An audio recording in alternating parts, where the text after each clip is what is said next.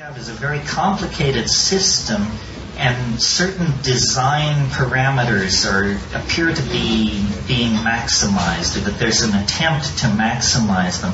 But the thing is incredibly frustrating to anyone who would control it, because you can't predict the impact of any technology before you put it in place. So, for example, two things are charged against the internet: that it's disensoling, dehumanizing, and yak, and that it promotes pornography, anonymous sexual shifting of identity, and on and on and on. Well, which is it? You know, is it this messy, sloppy, autoerotic, erotic, collectivist kind of thing?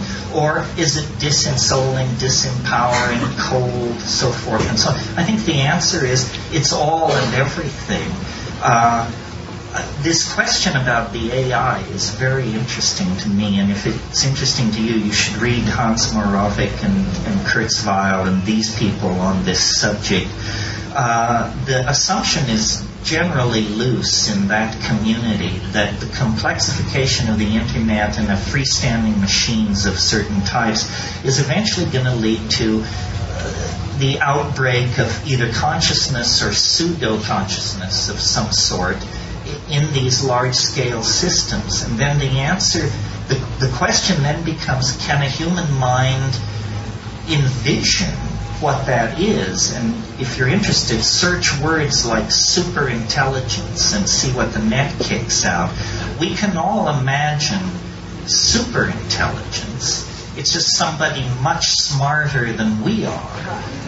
But obviously, all the engineering people agree if you achieve an AI with superintelligence, then it will be intelligent to immediately design an intelligence which transcends it.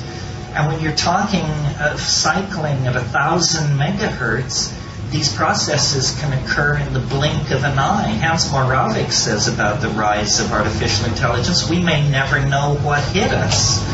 I think, I mean, I'm not that bright, but if I were to suddenly find myself a sentient AI on the net, I would hide.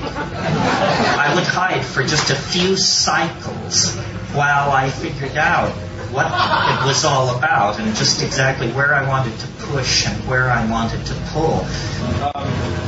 Many years ago, Ken Kesey had a theory, and he said that the fastest any person can react to any outside stimuli is 1/25th of a second. And Popular Live Science, of course, is the AMA. They agreed upon that. So if the fastest any person can react to any outside stimuli is 1/25th a second, my question is, can you time travel?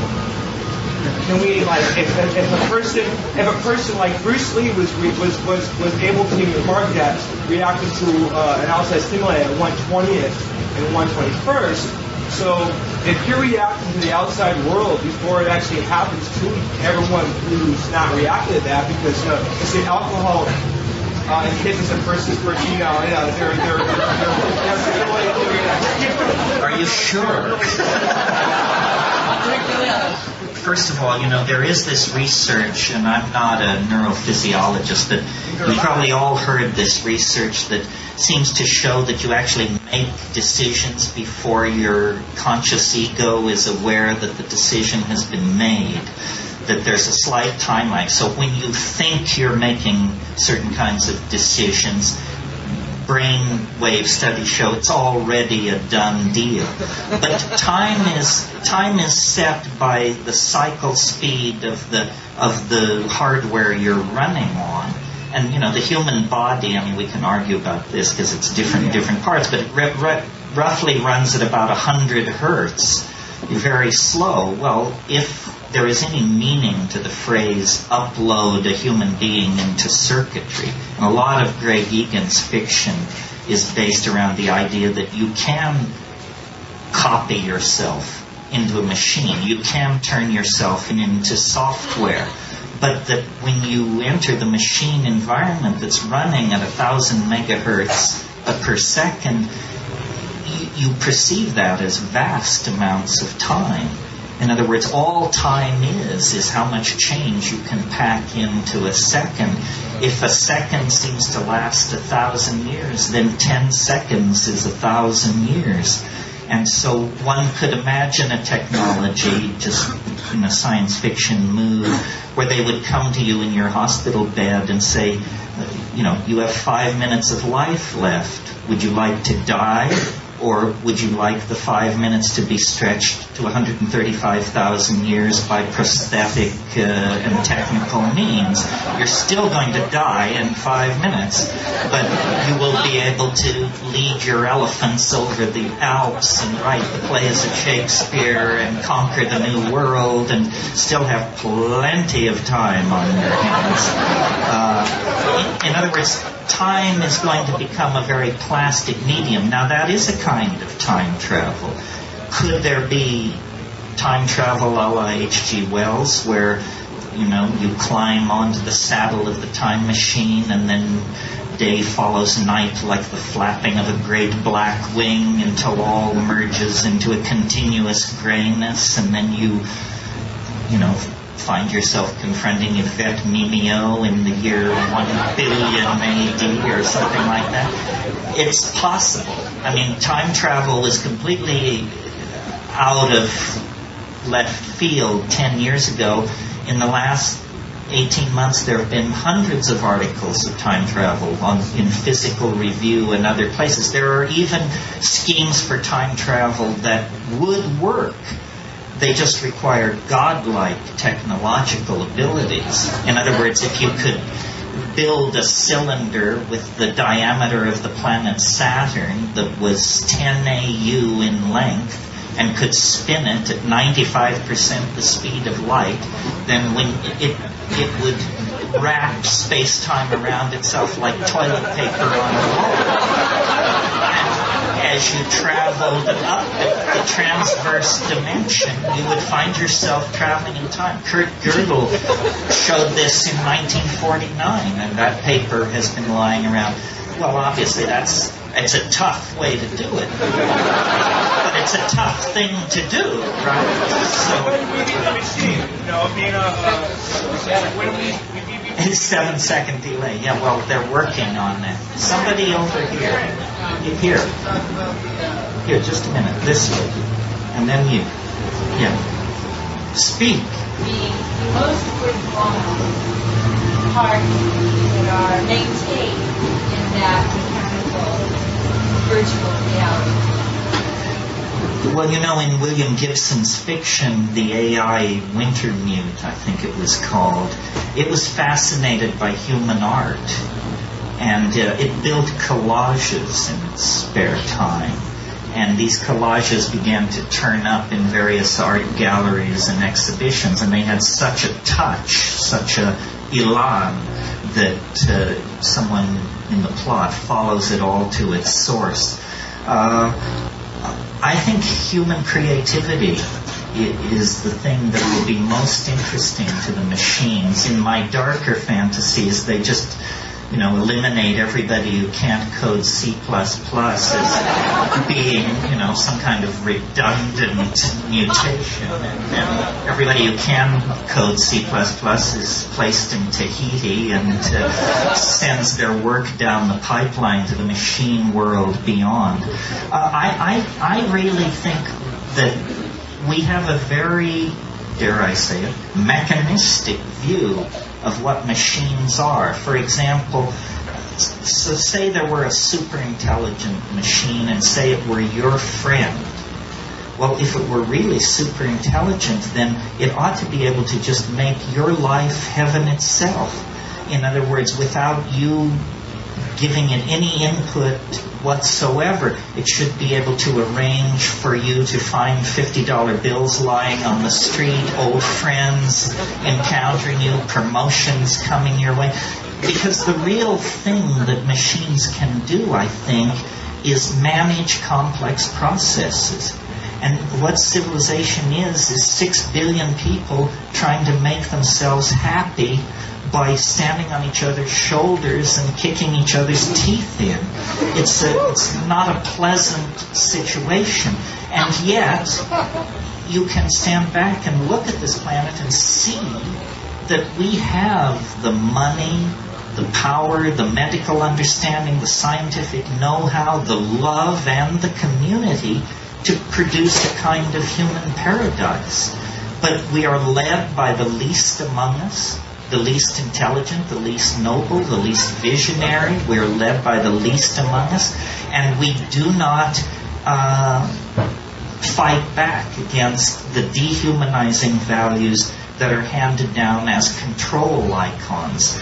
This is something, I mean, I don't really want to get off on this tear because it's a lecture in itself, but culture is not your friend.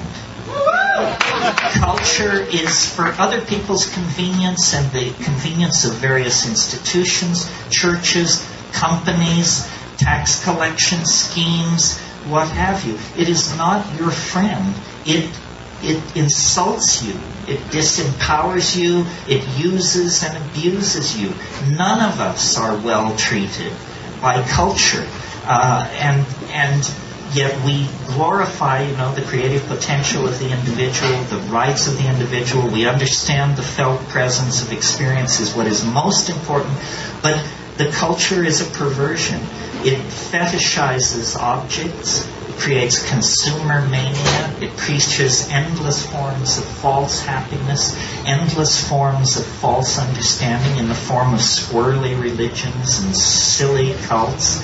It invites people to diminish themselves and dehumanize themselves by behaving like machines, meme processors of memes passed down from Madison Avenue and Hollywood and what have you. How do we fight back? It's a question worth answering. Where's this planet as organism going? Same question as how do we fight back? I think that by creating art, man was not put on this planet to toil in the mud. Or the God who put us on this planet to toil in the mud is no God I want to have any part of. It's some kind of Gnostic demon. It's some kind of cannibalistic demiurge that should be thoroughly renounced and rejected. By putting the art pedal to the metal, we really, I think, maximize our humanness and become much more necessary and incomprehensible to the machine.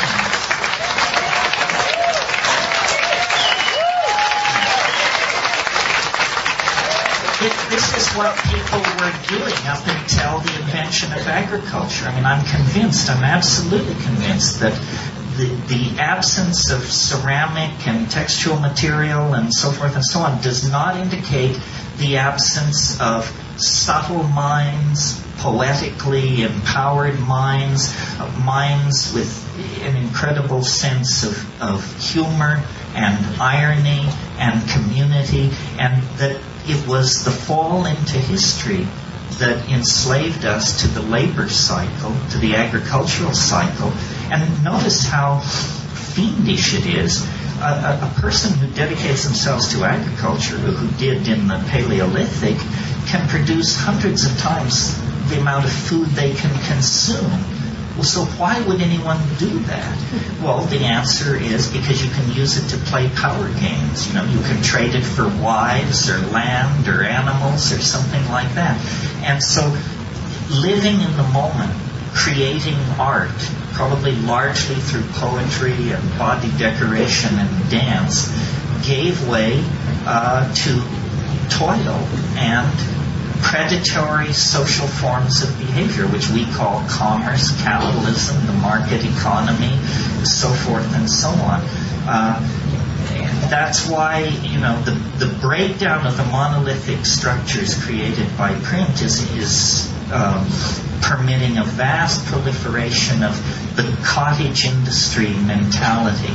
The self-employed artist, the hacker who stays home and develops his or her software, people who dare to be independent and slip beyond the reach of these dinosaur-like mechanistic organizations. That's what it's all about. It's all about trying to create trying to negotiate a cultural standoff between you and your culture so that it will not put you in the can for the rest of your life, but you can put up with its stupidity. And, we have a very uncomfortable fit on this issue, especially as people like you know who are sophisticated about psychedelics. I mean, this is a society, a world, a planet dying because there is not enough consciousness, because there is not enough awareness, enough coordination of intent to problem, and yet we spend vast amounts of money stigmatizing people and substances that are part of this effort to expand consciousness, see things in different ways, unleash creativity. Isn't it perfectly clear that business as usual is a bullet through the head? That there is no business as usual for anybody who's interested in survival.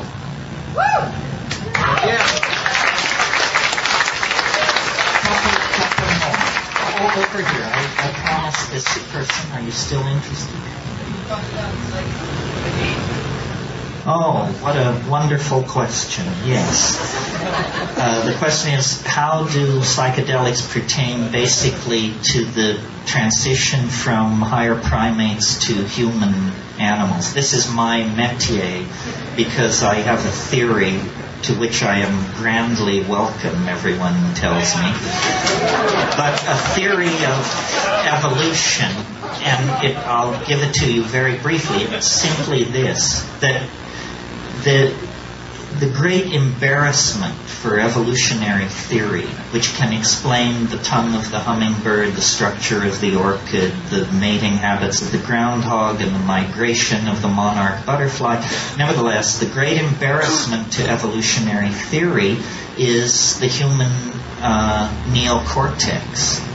Lumholtz, who's a pretty straight evolutionary biologist, described the evolution of the human neocortex as the most dramatic transformation of a major organ of a higher animal in the entire fossil record. Well, why is this an embarrassment? Well, because it's the organ that thought up the theory of evolution. So, can you say tautology? That's the problem right there.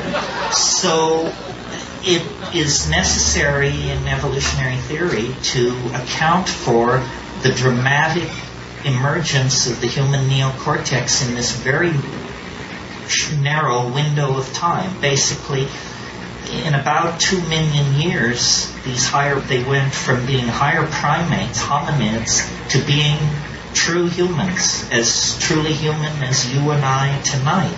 What the hell happened? What was the factor? The Earth was already old. Many hundreds of higher animal forms had come and gone, and the fire of intelligence had never been kindled. So what happened? I think that the answer lies in diet, generally, and in psychedelic chemistry in particular. I think that as the African continent grew drier, we were forced out of the ecological niche we had evolved into, which was we were canopy-dwelling primates, insectivores, complex signaling repertoire, evolutionary dead end. But when we came under nutritional pressure, we were flexible enough, and this is the key to humanness at every stage of its development, our maddening flexibility. Other animal and plant species can't react. We can. Our flexibility, we began to experiment with a new kind of diet and to leave the trees and explore the new environment of the grassland. And evolving concomitantly in the grassland were various forms of ungulate animals, double-stomached animals whose manure is the ideal medium for mushrooms, coprophytic mushrooms, dung-loving mushrooms, many of whom produce psilocybin. Well, I myself in Kenya have seen baboons spreading out over a grassland and notice that their behavior is they flick over old cow pies. Why? Because there are beetle grubs there. So they already had a behavioral vector for nutrition, for protein, that would lead them to investigate the cow pies. Well, in the Amazon, after a couple of days of fog and rain, these psilocybin mushrooms, Stropharia cubensis, can be the size of dinner plates. I mean, in other words, you can't miss it. If you're a foraging primate, you can't miss it. And the taste is pleasant. And psilocybin has unique characteristics, both as hallucinogen and other properties that make it the obvious chemical trigger for higher processes. And I'll run through this quickly for you, but here it is. In very low doses where you wouldn't say you were stoned or loaded or anything like that, but just in doses you might obtain by nibbling as you foraged, it increases visual acuity. In other words, it's like a technological improvement on your vision. Chemical binoculars lying there in the grass. Well, you don't have to be a rocket scientist to figure out if an animal is a carnivorous forager and there's a food which improves its vision, those that avail themselves of that food will have greater success in obtaining food and rearing their children to sexual maturity, which is the name of the game in evolution. So step one, small doses of psilocybin increase visual acuity and food getting success. Step two, slightly larger doses of psilocybin in primates create what's called arousal. This is what you have after a double cappuccino. In highly sexed animals like primates, you get male erection. So what do you have here? You have a factor which increases what anthropologists without a trace of humor refer to as increased instances of successful copulation. In other words, the animals eating the psilocybin are more sexually active, therefore more pregnancies are occurring, therefore more infants are being born, therefore there is a process which would tend to automatically outbreed the non-psilocybin using members of the population. Step two toward higher consciousness. Step three, you eat still more mushrooms. Now you're not foraging with sharpened eye, nor are you horsing around with your opposed gender acquaintances. Instead, you're nailed to the ground in hallucinogenic ecstasy. And one of the amazing things about psilocybin above, say, 5 or 6 grams, a dried material, is it causes glossolalia. Spontaneous bursts of language-like behavior under the obvious control of internal syntax. And I believe syntax existed before spoken language, that syntax controls spatial behaviors and body languages and is not necessarily restricted to the production of vocal speech. So there it is in a nutshell. We ate our way to higher consciousness. The mushroom made us better hunters, better survivors. Among those in the population who used it, their sexual drive was increased, hence they outbred the more reluctant members of the tribe to get loaded. And finally, it created a kind of neuroleptic seizure which led to these downloading of these syntactically controlled vocalizations, which became the raw material for the evolution of language. And it's amazing to me, the straight people, the academics, believe language is no more than 35,000 years old. That means it's as basic to human beings as the bicycle pump. It's just something somebody invented 35,000 years ago. It's got nothing to do with primate evolution and, the long march of the hominidae and all that malarkey. No, it's just an ability, a use to which syntax can be put that previously had not been put. I think before language, spoken language, things were very touchy-feely, and the wink and the nod carried you a great distance, and gestural communication was very high. That's why, and I should say this and then end, to me it begins and ends with these psychedelic substances. The synergy of the psilocybin in the hominid diet brought us out of the animal mind and into the world of articulated speech and imagination. And technology developed, and mushrooms were, faded. There was migrations, cultural change. But now, having split the atom, having sequenced our genome, having taken the temperature of Betelgeuse and all the rest of it, we're now back where we started. And like the shaman who makes the journey into the well of darkness and returns with the pearl of immortality, you don't dwell in the well of darkness, which was human history. You capture the essence of the thing, which is the godlike power of the shaman smith, the technologist, the demon artificer, the worker of metals, the conjurer of spirits, and you carry that power back out of history, and it's in that dimension, outside of history, that you create true humanness and true community. And that's the adventure that we are in the act of undertaking. Thank you very, very much.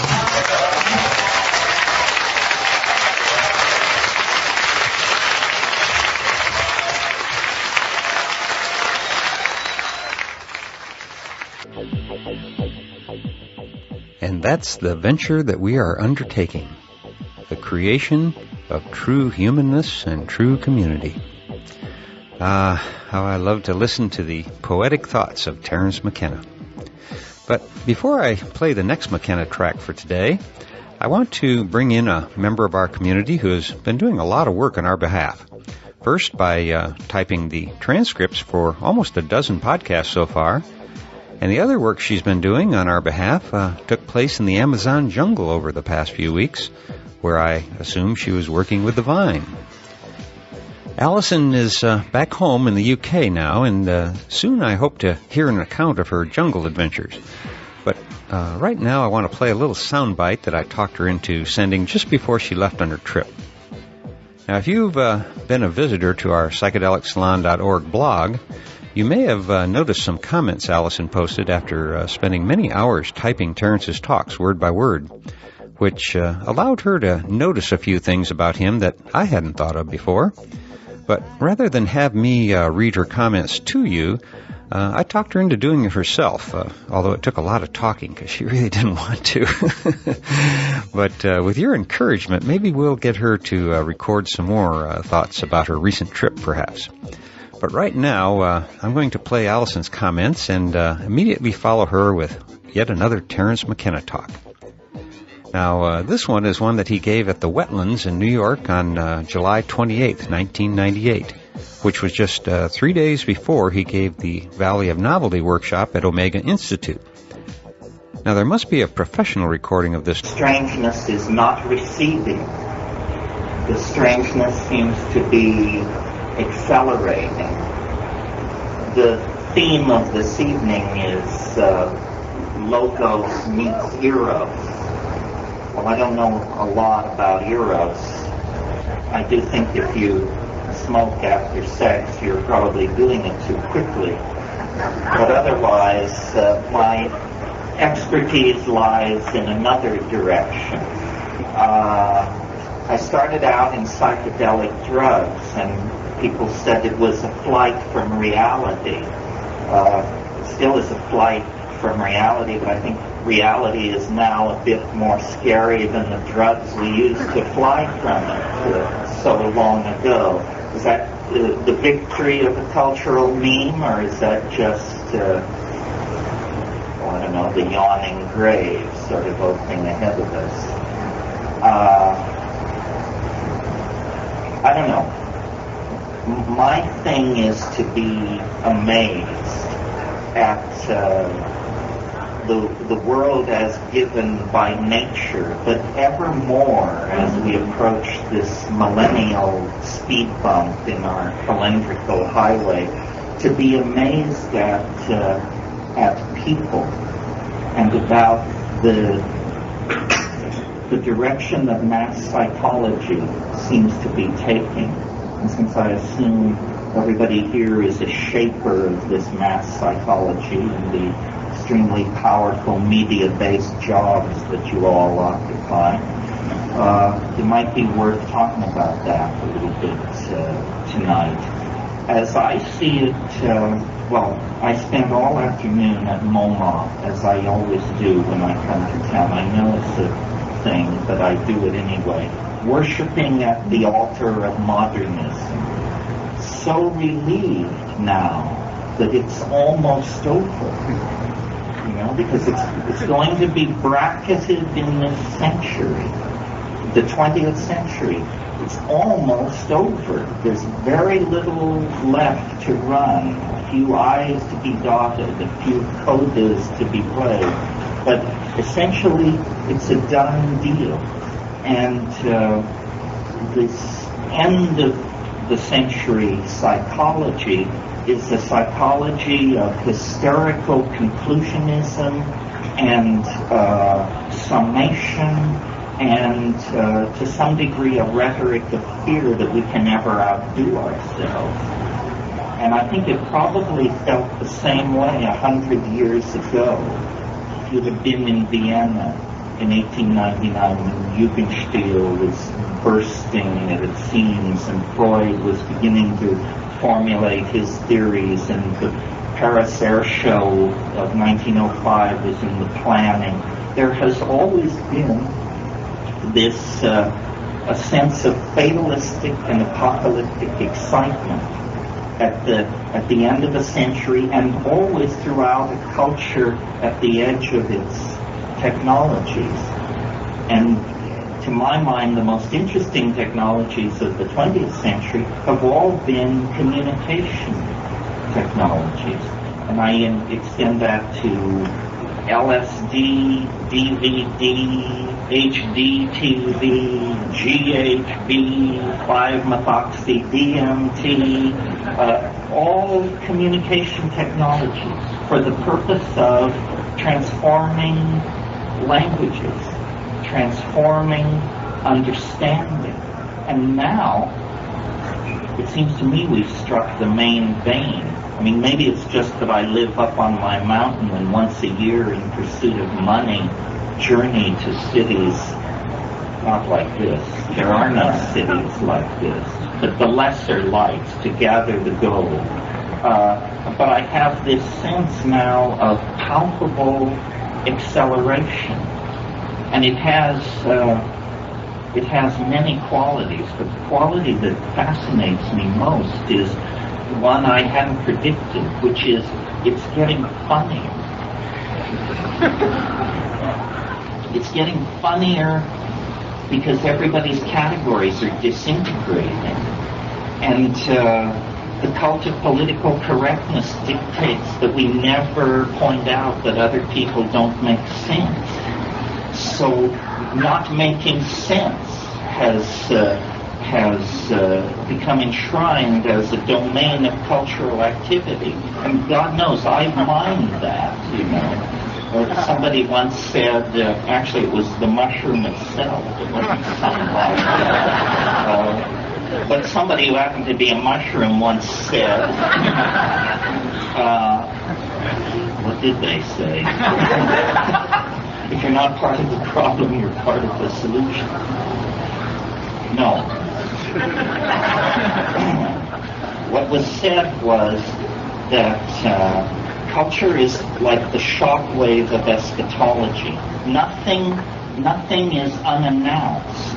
This is like a weird quality of experience. You can't learn this from physics or economics. Maybe you can learn it from economics, but nothing is unannounced. Everything is preceded by the shock wave of its coming. And so somehow the spreading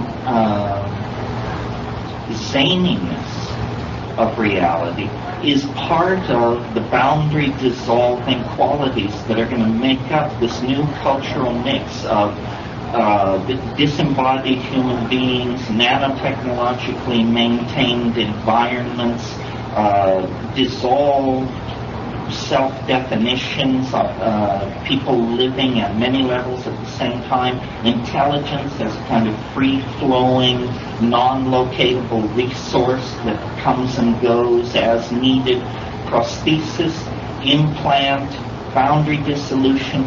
These things are usually presented as fairly terrifying, but in fact I think behind it all lurks the demons who do calisthenics in the angles of every room on this planet to keep it all from collapsing into a flat line. In other words, the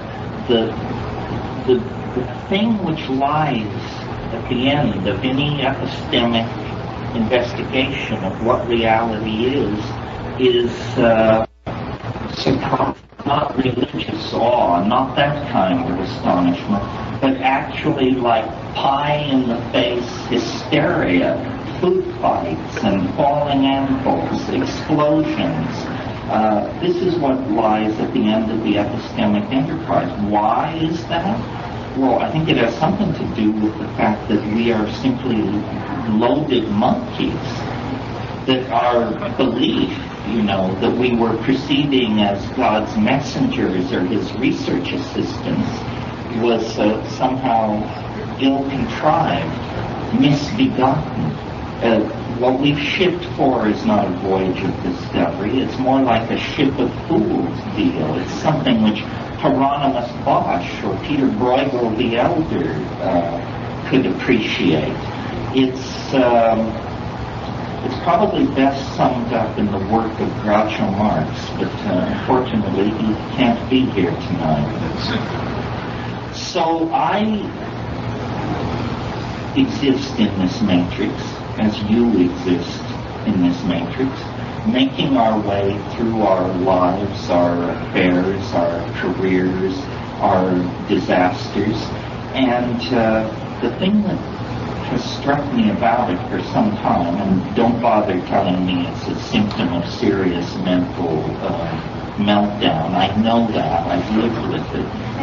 But the thing that struck me for some time is the artificiality of everything. How it's like plotted, how it's like constructed, artificial. It can't be that this is the first iteration. This is not the first take. There have been many takes. The fingerprints of the editing suite are all over this scene. If you don't notice that, it must be because you take your life for granted.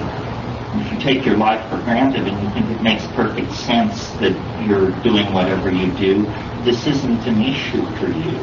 But for those of us who never thought that we would gaze on the things we've gazed upon, be the people we become, see the things we've seen, the whole thing has this extravagant, Pynchonesque kind of efflorescence about it that rides right on the edge of insanity, dare we say.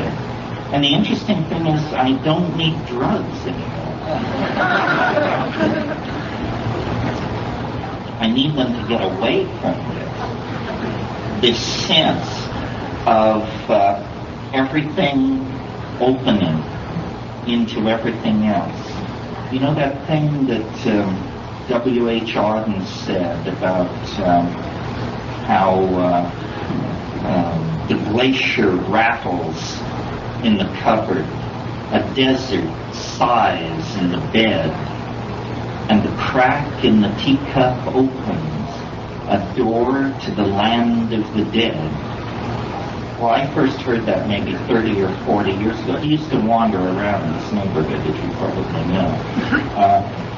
And then I thought it was about acid, because that's what I thought everything was about at that time. But now that I've replayed it to myself, I see that it's like an alchemical insight. It's the insight that everything gives way to everything else. Everything is connected. We know this cliche imported from Malibu and Santa Fe, but it's connected in a way that isn't really, I think, sensed there. Everything is connected in that it's emotionally accessible. This is what the Eros part of this thing means to me, if I'm to make any stab at it at all. When I was very young, I must have had a very non-traumatic upbringing, because I discovered early in life a stunning truth that's made my life very complicated in its wake, but that I still think is true. And it's that people are very easy to love. In fact, you can love anybody if you are not constrained by expectation, class, the momentum of history, race, gender, the whole thing.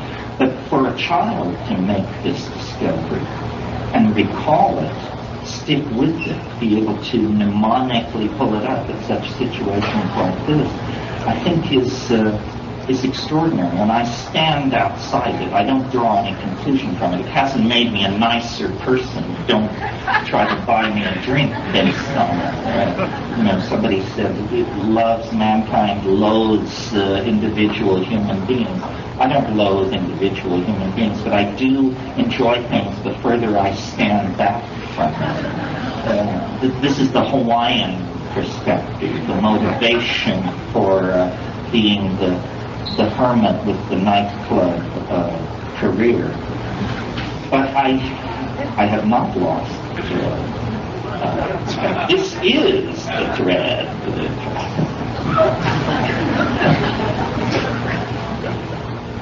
And what it's about, it's an effort to generalize, from one person's life to everybody's life. Because the only thing I really bring to the party is a lot of experience and then some ability to articulate it. And it's like it's not my story, it's not somebody else's story I tell, it's just the story. And this story is like the literary net of synchronistic connectivity that makes life something other than the laws of physics. Particles flinging themselves through nothingness, waves dying out in empty space. This isn't our experience of being. Our experience of being is meaning. That's my experience, and the meaning is not always pleasant or life-affirming or even exactly rationally apprehendable. Sometimes meaning is a palpable thing, like liquid being poured through cracking ice.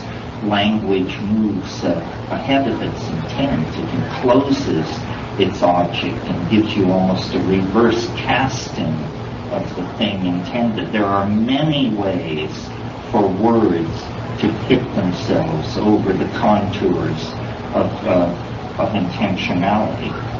So personality becomes an issue, because in the future, personality, if it exists at all, is going to be a very fluid, dynamic thing. One of our hang-ups is the idea that we come with one body, one mind, or one body and a mind split into two parts. All these are social fables, illusions. The fabric of reality is defined by whatever large numbers of people believe about it. And now, in the absence of an overarching metaphor that can claim everybody's allegiance, reality is actually fracturing I've called it the balkanization of epistemology. I poked fun at the abductees and made jokes about pro bono proctologists from nearby star systems. But for all of that, what this fracturing means is permission to manifest opinion as art. That's really all there is. There is no truth that is different from opinion. Nothing is secure. I mean, even mathematics, if you understand Kurt Gödel and people like this, even mathematics is an uncertain enterprise. Even common arithmetic is an uncertain enterprise. So, what are we left with? Well, I argued a couple of weeks ago with Sheldrake and Abraham about this. I said we have to look at our messengers. We have to look at the people who bring the news of the pro bono proctologists from nearby star systems, who bring the news of military establishments trading human body parts for fiber optic technology. We have to examine the messengers. Well, they quickly stomped on that and said, no, that won't work, because if you go back into the history of ideas, lots of screwballs have attained great success with their ideas. You don't want to look too hard at Newton or Wagner or Thomas Aquinas or anybody else. So the squirrel test or the fluff test is insufficient. Well, so then what are you left with? Well, basically a sense of humor and a battered sense of aesthetic, I think. Now, I don't know how loose-headed the heads in this town are. I rather suspect they're screwed more tightly than the situation further west, and screwed more loosely than the situation further east. But I'm telling you, as the world reforms itself in these islands of defined opinion, the only thing which is going to make sense is sense which is conferred. So it becomes like about beauty, I think. Beauty. Beauty is an easier to realize value than political correctness, bodhisattvic compassion. I mean, what are these things? Who knows? The rankest debates start as soon as they're mentioned. Beauty is self-defined, perceived and understood without ambiguity. And beauty is the stuff that lies under the skin of our individual existences. James Joyce said in Finnegan's Wake, he said, we sprout on the sunny side here in Moy Cane, meaning in the red light district of Dublin. But up in the Yen Prospector, you sprout all your work and you woof your wings. Well, you don't have to go up in the Yen Prospector, because right here, right now, is a good enough place to do this. Relevant to the enterprise of the future. Oh yeah, I know that if you don't learn from history, you're bound to repeat its errors. But the most important thing to learn from history is not to do it at all. That it's a very bad idea, history. Look where it got us. The only way we can essentially redeem what history has done to us is carry the understanding that it wrought back into the enterprise of human, of creating sane systems of education, of resource extraction, of health care and community value. If we don't carry the experience of history back into those domains, history will continue. I remember once when I was a fighting radical in the streets of Berkeley, and someone had let a banner down over the front of the building. It was a quote from Jean-Paul Sartre. It said socialism will not be transcended until we transcend the conditions which created it. True. History even more true. And at the moment, the dialogue about the transformation of the species and the integration of communication technology, biotechnology, all of this stuff, how it's going to work out, is in the hands of short-sighted, profiteering institutions that are not particularly interested in your welfare or my welfare. In fact, I don't know if you've noticed that nobody is particularly interested in your welfare or my welfare in terms of the intellectual environment of risk through which you move every day. I mean, the number of cons you're offered, the number of people who prey upon you, all of these things indicate that the culture has not yet realized the power of its own possibilities. How will it realize the power of its own possibilities? I'm, at this point, pretty fatalistic. Through time. I mean, I don't feel I have to be here tonight or you have to listen tonight for us to come around any kind of corner. The momentum now is inevitable. Now it's about each of us individually arranging the furniture of our own mind to deal with what has become inevitable. It wasn't inevitable, but the 20th century made it inevitable through the Holocaust, modernism, psychedelic drugs, syncopated music, the dislocation of time and space through media. All of that has now made this transformation inevitable. The human being adapted to the savannas of Africa of 120,000 years ago is just dragged forward into the future by all of this. And if you can get through life without trauma, heartbreak, agony, murderous rage, fury, betrayal, etc., you're a better man or woman than I am, for sure. I don't think anybody can get through the narrow neck of, first of all, incarnation in a body, but more trying, incarnation inside a historical society that is cannibalistic, low-intentioned, and with values that are completely formed and modeled on the marketplace. So I think about all of this all the time, and I feel great change. I try to monitor it, especially in the realm of society and technology. Everything is redefined every 30 days, every 60 days, redefined toward some kind of singularity, some kind of extraordinary moment in the fractal pattern of historical unfoldment.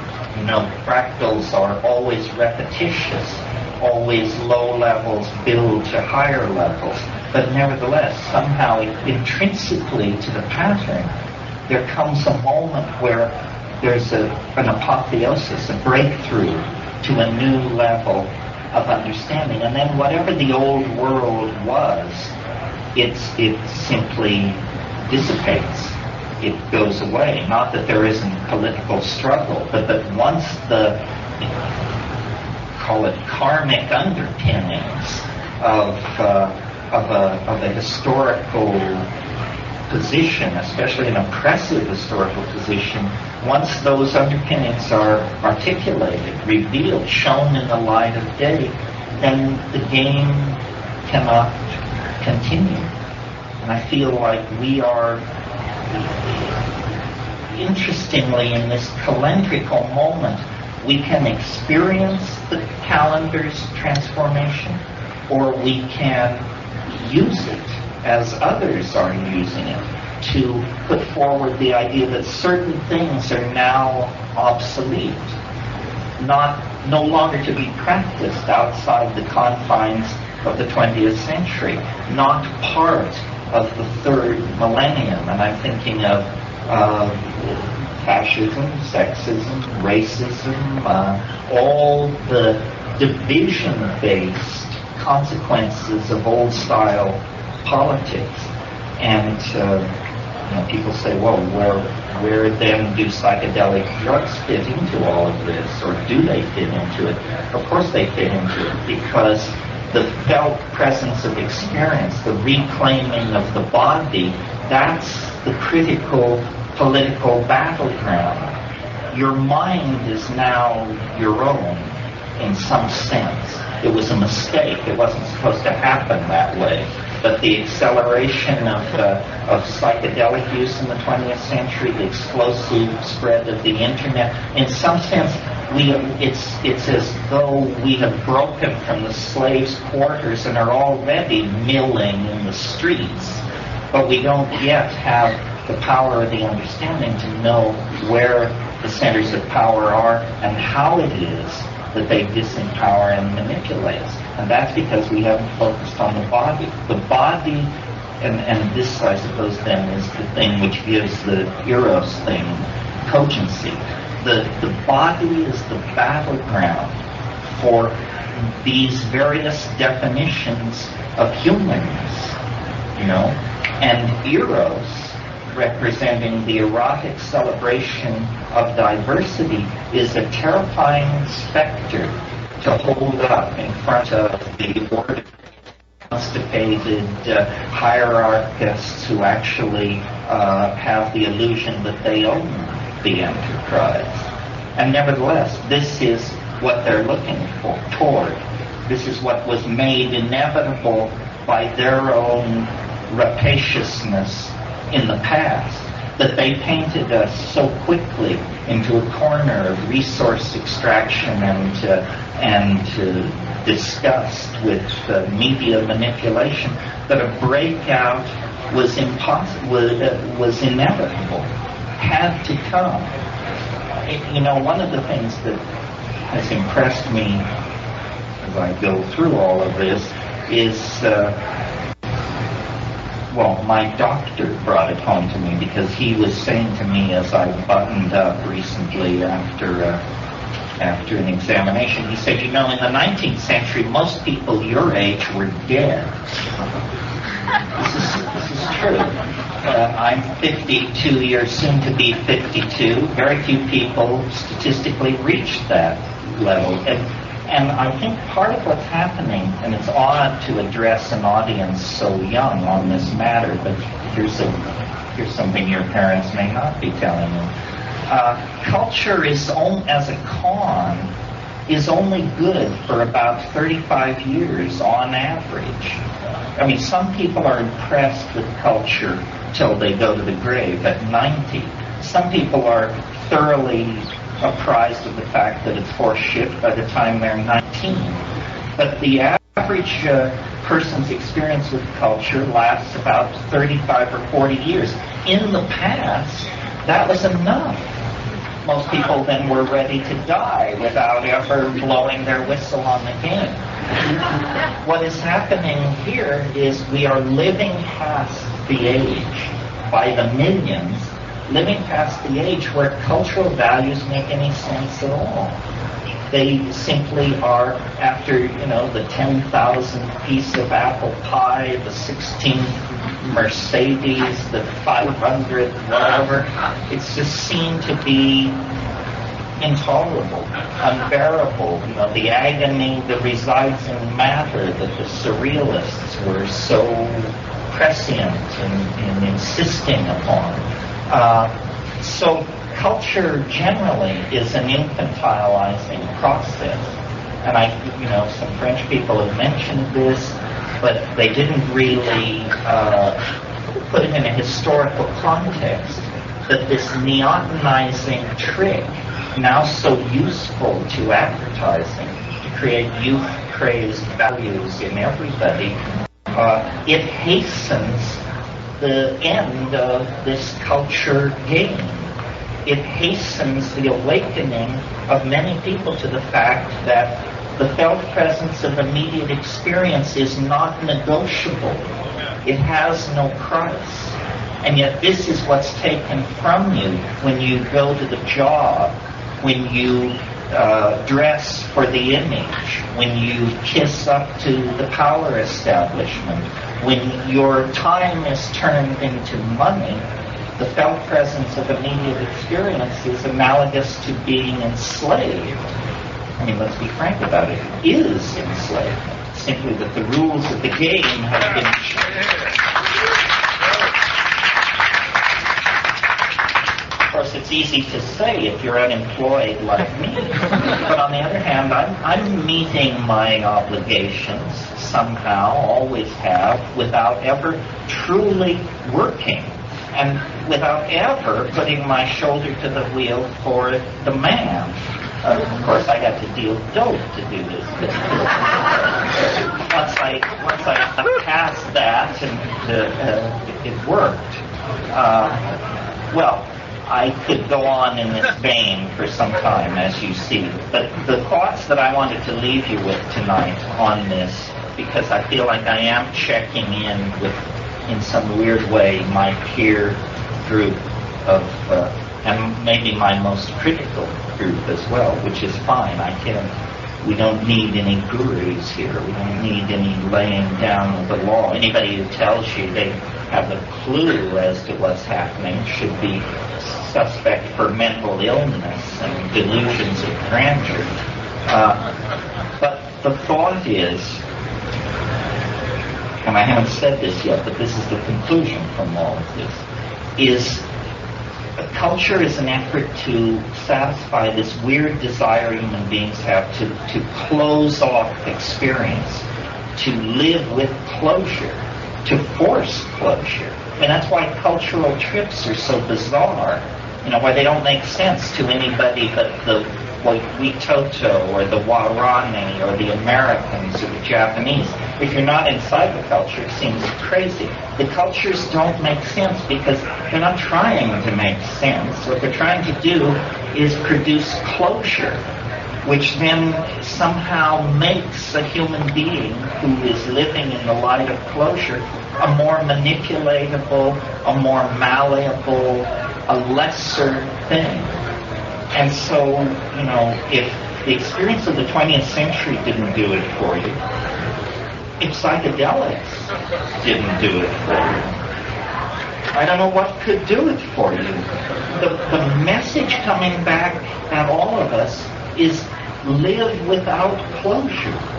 That's the honest position, given that you are some kind of a talking monkey, some kind of a primate, some kind of creature on a planet, in an animal body, incarnate in a time and space.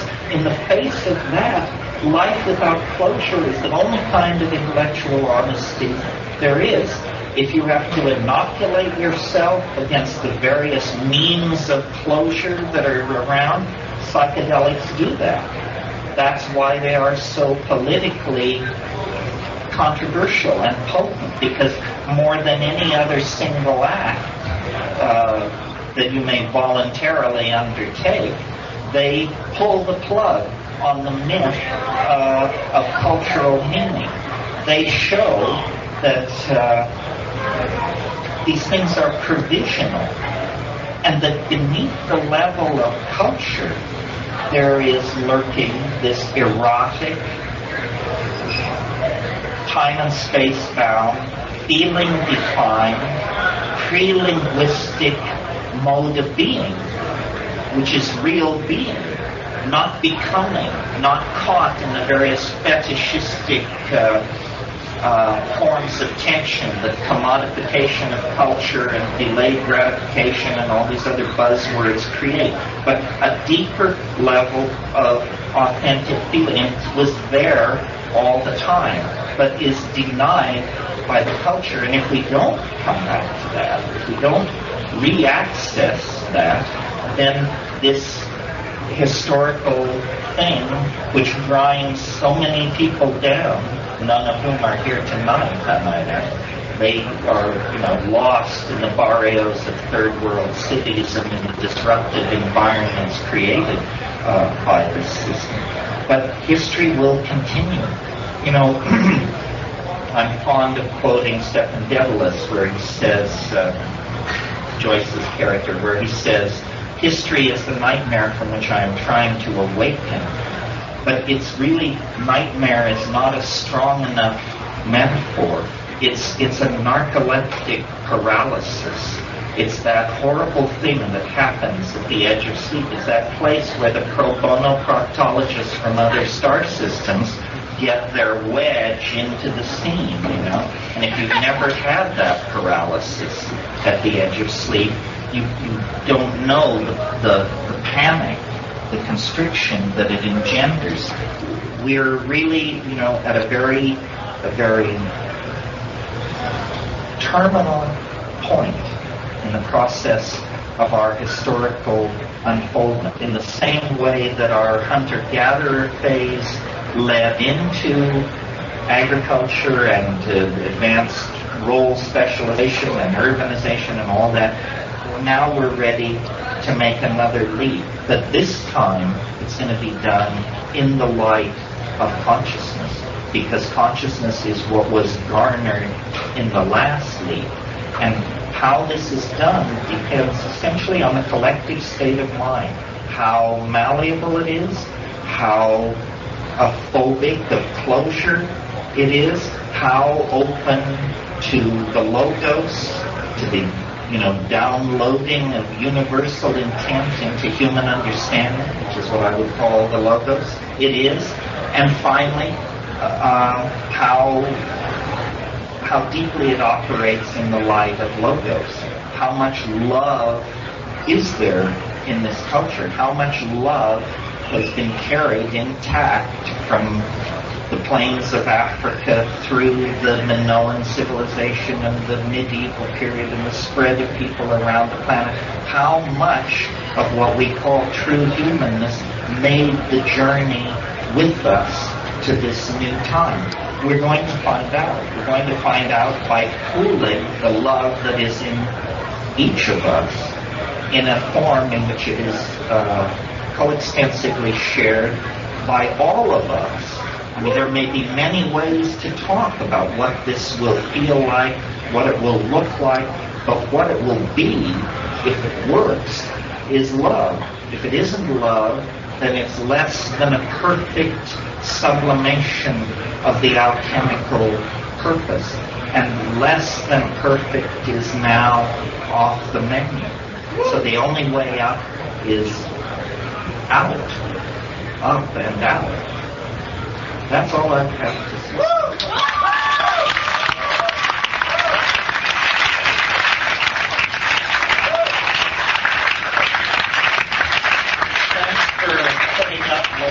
Critics will surely describe as another meandering diatribe.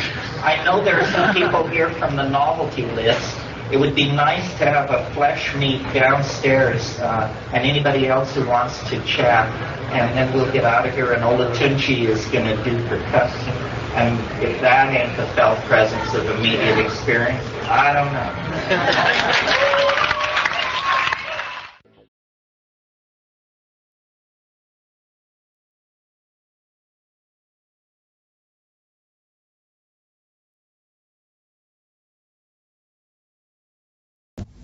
The repertoire of images that most people bring to bear on their reality. And consequently, the reality is de-spirited. The spirit resident in nature is not visible when these mechanistic grids are laid over it, sort of by a kind of anticipatory osmosis. We called our company, which has existed now 10 years or more, Lux Natura. Lux Natura means the light in nature. The Lux Natura is the salvational radiance that can be found in the organic kingdom. It's a term of Paracelsus.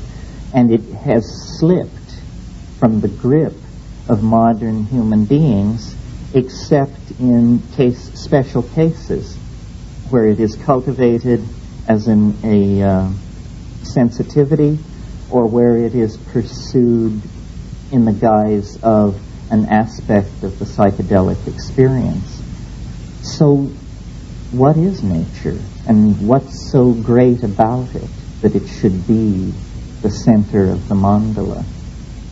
Well, it seems to me that it is psyche in a way that has become occluded by the perverse development of language, so that what we take to be exterior to ourselves and sustained by the laws of physics, which do not arise out of the human mind, is in fact not that at all, but a kind of stratum of expectation that has been laid down by the human journey through time. Now, granted, there are aspects of nature which are not part of the human journey through time, but they are occult from our point of view. They are not expressed, except perhaps through the demonic artifice of an instrumentality. And this has been the course, or the strategy of science, is to use an instrumentality to reveal the mechanics of the occult side of nature. The problem is that this occult side of nature, once explicated, does not yield a satisfying reflection of ourselves. It yields instead a very unflattering reflection of ourselves, if any at all. So, in Hawaii, sitting on the mountainside, you think that you are like Lenin in Germany or something, and you have to politically think it all through so that to whatever degree one's voice is heard, mistakes are not made. Because it seems to me clear that a small miracle is taking place. It is that, and I was saying this to Roy today, it is that our point of view is actually gaining ground. The thing which we least expected to happen, I think, that all this New Age hustle and bustle, though granted that 95% of it is just intellectual noise and efforts that fail, efforts to coin the perfect analogy that fail, nevertheless, there is a residual 5% that appears to have become the cutting edge of the guiding image of this megaculture. So it becomes important then for people to identify themselves with the human potential movement, spiritual development, the rebirth of intuition, all of these things, to make a place in the plan for the role of nature. And different responses have gone on to that. The Gaia response, which claims nature as a stabilizing feminine force, which I'm all for that. I think that's definitely the image that has to emerge, that the recognition of the presence of control mechanisms which are not coercive but which are Taoistic is a way of coming to terms with nature that we have resisted.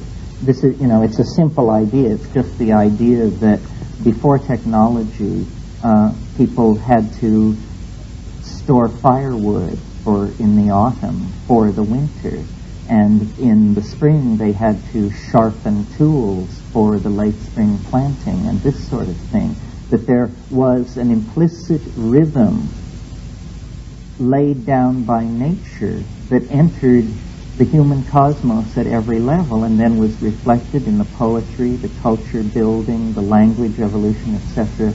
And that when urbanization, other factors removed the influence of these rhythms, ending in the final culmination of the modern city where life under electric light goes on 24 hours a day, there's then a flattening of the human dimension. There is no more a sense of being embedded in flux. There is instead the myth of the eternal culture. It's like Woody Allen, his comment that he didn't like to go to the country because you see all these screen doors with cobwebs in the corner. Well,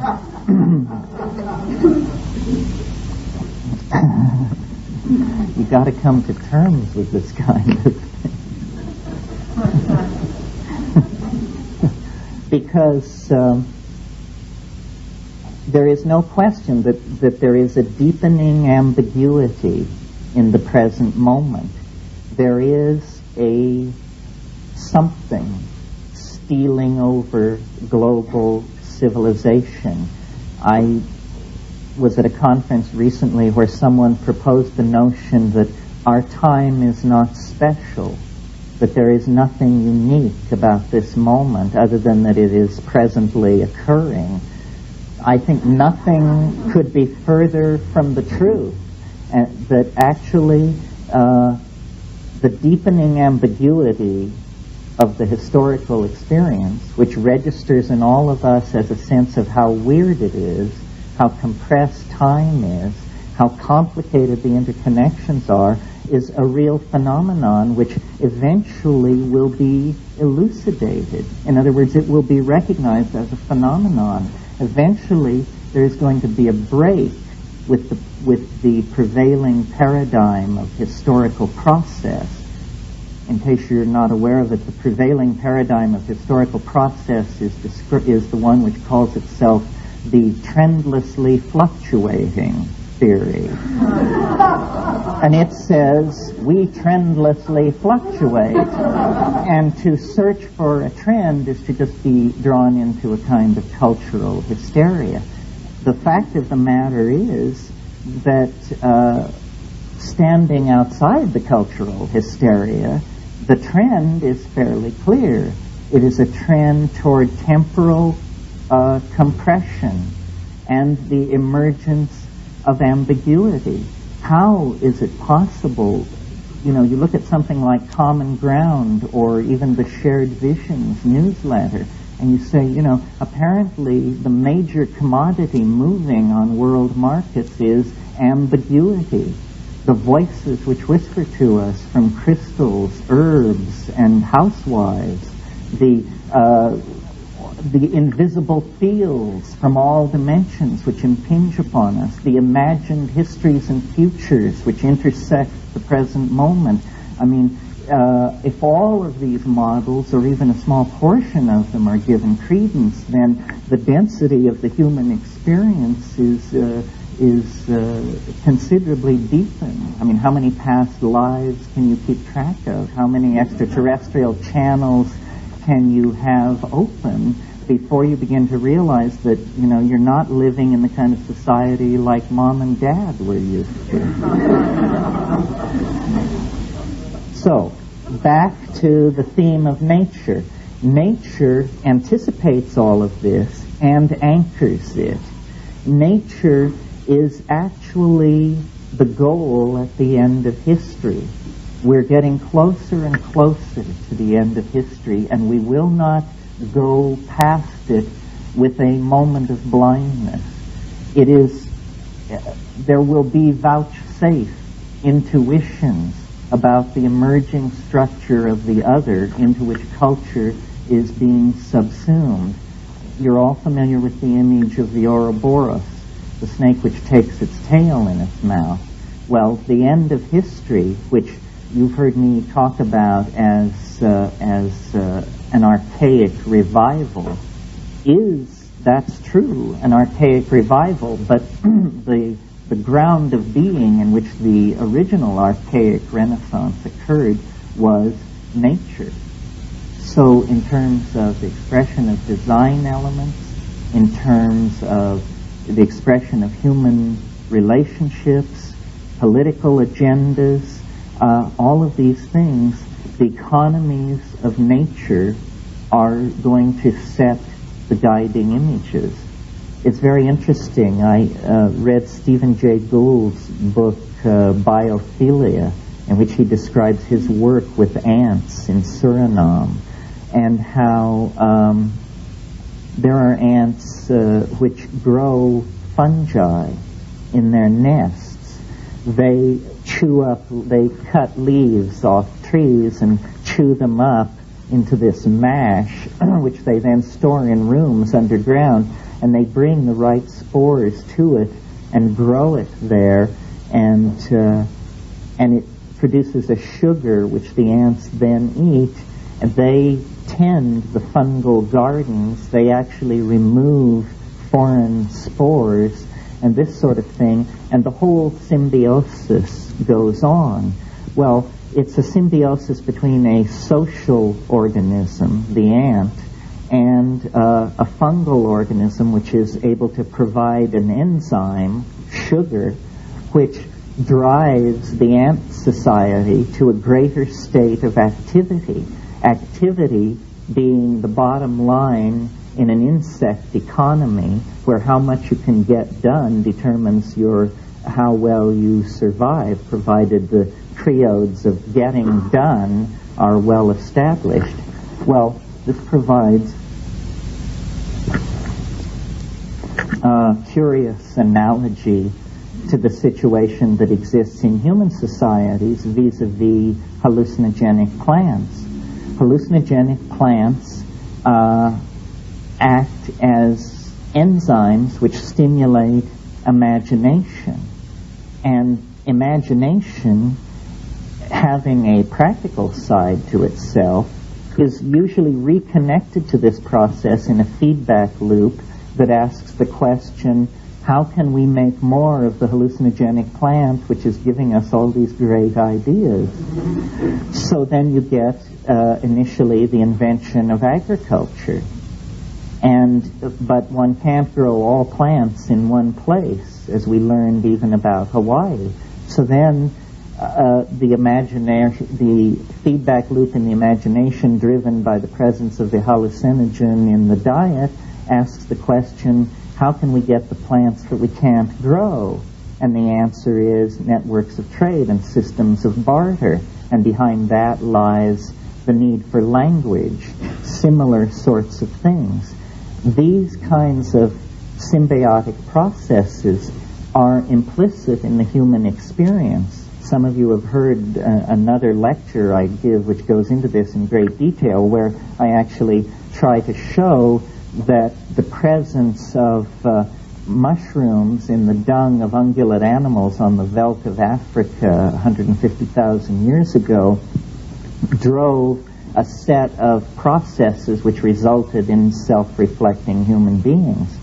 I won't recapitulate that now, except to say that that process didn't end with the invention of language or the domestication of cattle. It continues right up until the present day. It really is as though, from a planetary point of view, what has happened is an enzyme system called the human species was deputized into an information gathering mode, sent out as a kind of prodigal subsystem, a kind of episome of the social environment, to cognize the organization of the natural world through a process called human history, or the historical advance of understanding toward sufficiently complete modeling of the ground that closure could occur. And that is now, I think, what is happening, that the human species, which was deputized for Gaia into the fall into profane time, the time of non-participation in the immediacy of the Tao, through a series of successive linguistic declensions.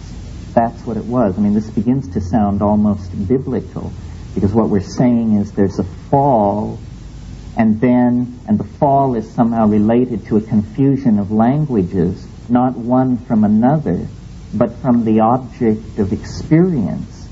And as the language became less and less natural, the world of the species using this language became less and less natural, because the evolution of symbols became moved toward the abstract, became the realization of ideals. Notice that as early as Platonic philosophy, and I'm not sure, well, no, even in pre-Socratic philosophy, you get the enunciation of abstractions, great overweening concepts which subsume large sets of particulars underneath them. And this ability to subsume the particulars under a name, which is a class name, is the beginning of this process of replacing the natural language with the symbolic structures that then interfere between soul and nature. The reason for this process we can really only guess at. It seems as though nature requires this reflection upon itself, that the completion of nature is somehow in the hands of a single target species, which acts as an enzyme within the global organism of Gaia. From the point of view of an extraterrestrial looking down on the surface of the planet, there are not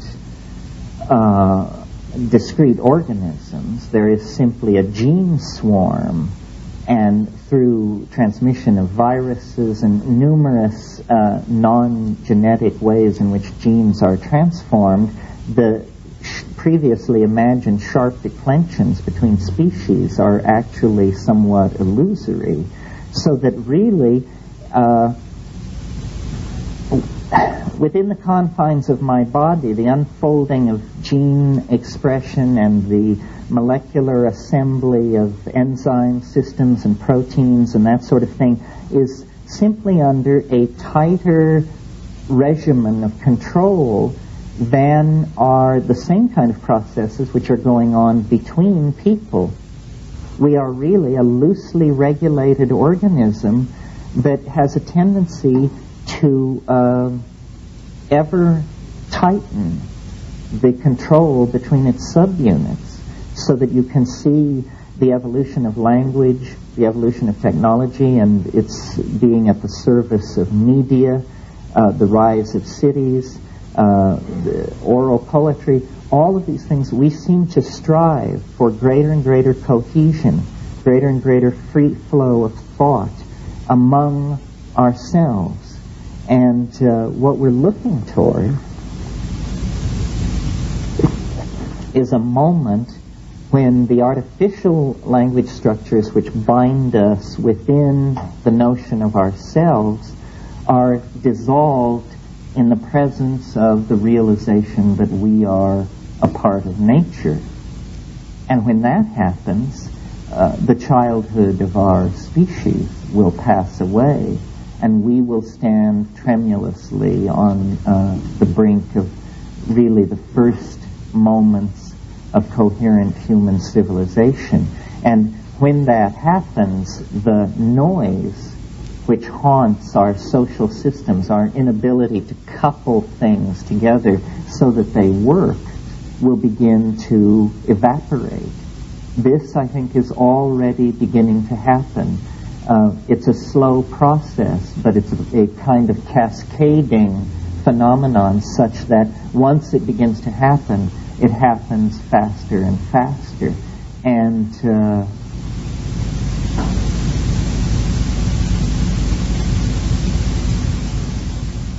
the mirroring of psyche that was always the glamour, if you will, which stood behind nature, is correctly perceived with greater and greater clarity as this process proceeds. And this correct perceiving of nature's relationship to self and language is the essence of all of these cultural vectors that are converging. Feminism, the exploration of space, the perfection of the thinking machine, or of the human-machine interface, the mysterium tremendum at the core of the psychedelic experience. All of these things are, I think, going to be seen as anticipations of this post-historical state, which lies beyond the working out of the themes that have been set in motion by materialistic science. In other words, the forces that are being set in motion and sustained by so-called new thought, new age thinking. This is why, because this seems to be happening, because it seems that we, and by we I mean all of us, did in fact identify early on a trend in society which is now going to have enormous repercussions, that there is a responsibility to clear thinking about what this thing is and how it works. There seems to be a kind of a rush to get in line with the sloppiest metaphor as quickly as possible, so that, and there have been a number of, let's say, syncretic faiths or new myths that have arisen and competed with each other with greater and lesser degrees of success. I suppose this is a healthy thing, except that it gives such comfort to the people who think we're all airheads. They observe all this, and it confirms for them that it's a hopeless lot. Nevertheless,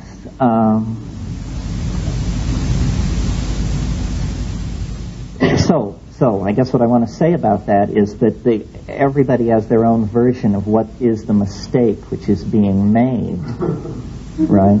So here's my version of what is the mistake that's being made. It's that there is a confusion between scientific materialism and reason.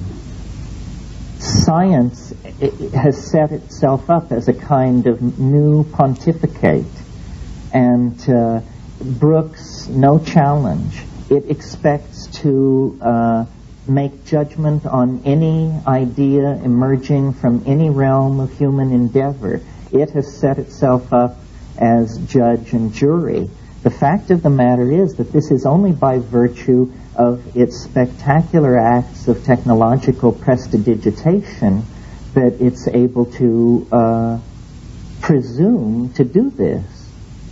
Because really what science is most successful about in telling us about are realms which none of us have ever penetrated nor are ever likely to. How much do you wish to know about the rings of Neptune or the quark? We're continuously sold the line that somehow when the metaphors of consciousness are fully mapped onto quantum physics and biology, that a great step forward will have been taken. It seems to me that since the information coming out of quantum physics and molecular biology is so removed from the realm of common experience, that if we succeed in mapping mental phenomena onto those realms, we will have succeeded in the final act of alienation, because we will have at last totally removed our experience of ourselves from the realm of felt cognition. So I think that instead of the idea that there needs to be a kind of erection of an overarching metaphor from the physical sciences into the social and psychiatric sciences, instead there should be the recognition and celebration of mystery, that in fact we are an intelligent species caught in a historical process. No generation which preceded us knew what was going on. And there is no reason to assume that we know what's going on or that the generation which follows us will know what's going on. And what kind of trip is it anyway to insist on knowing what's going on? It's a highly unlikely enterprise. I mean, look at the data sample. The data sample is your lifetime on one planet in one tiny corner of the universe.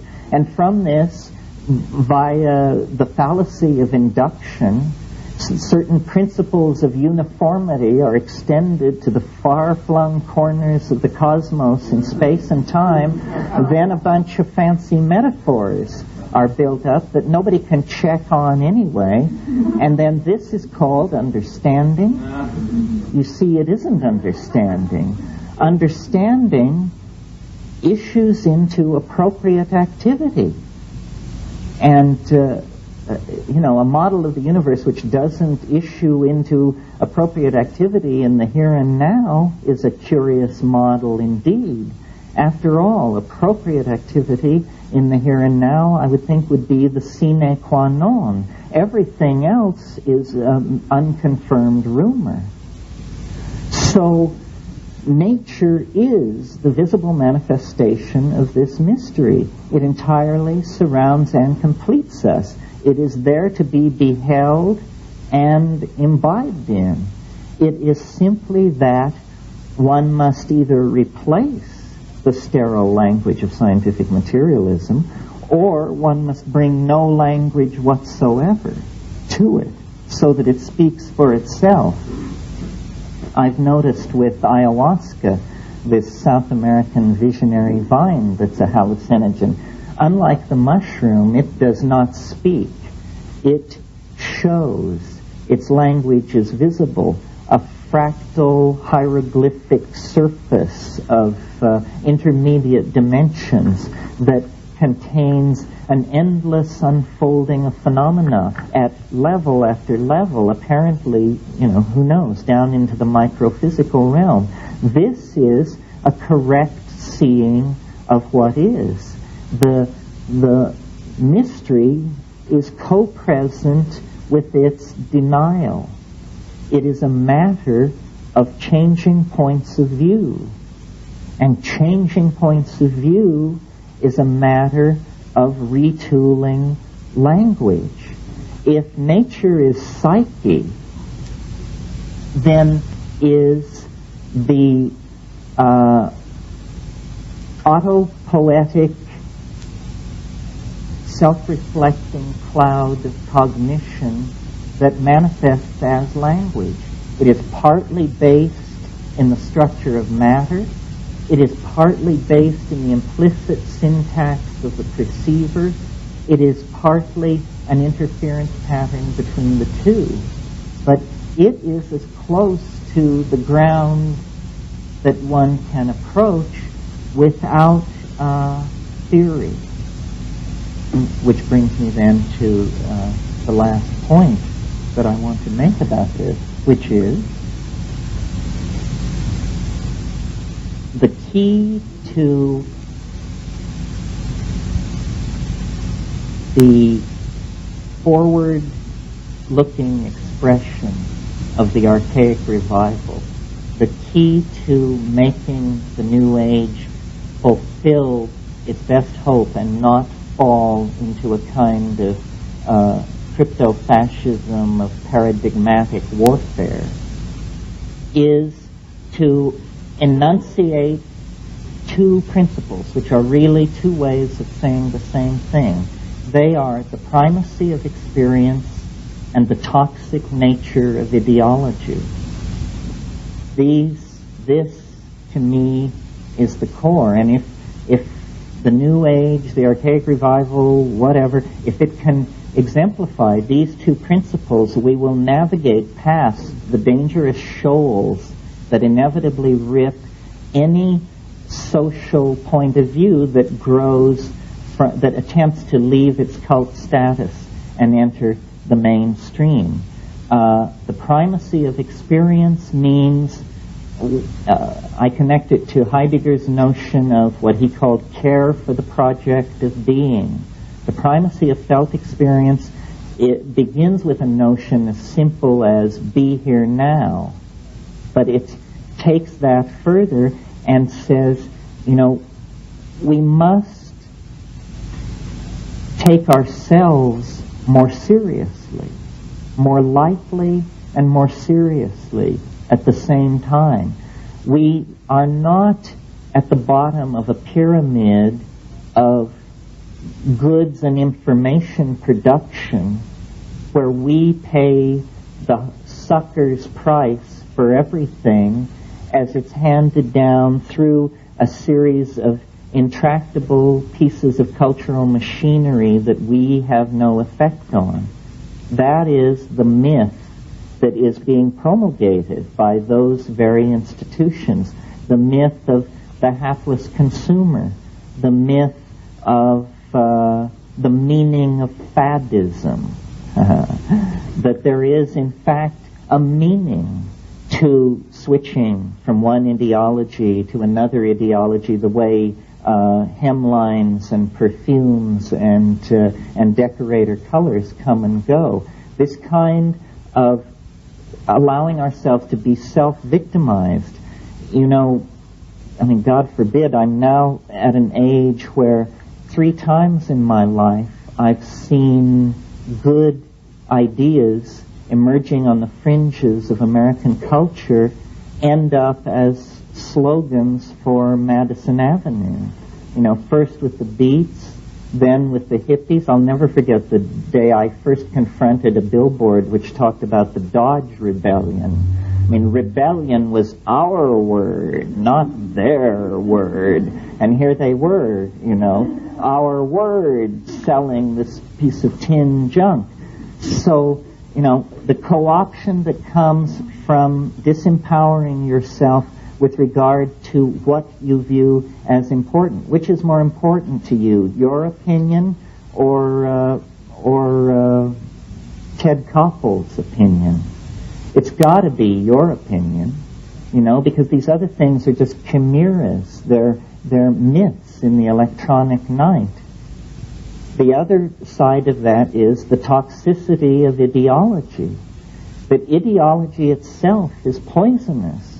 That in the 15th and 16th century, it was like 120 years of intermittent religious war, because people were so uptight about whether or not you were a Catholic or a Huguenot or a Walloon or, all this stuff, these were life and death issues. And finally people just became sick of it.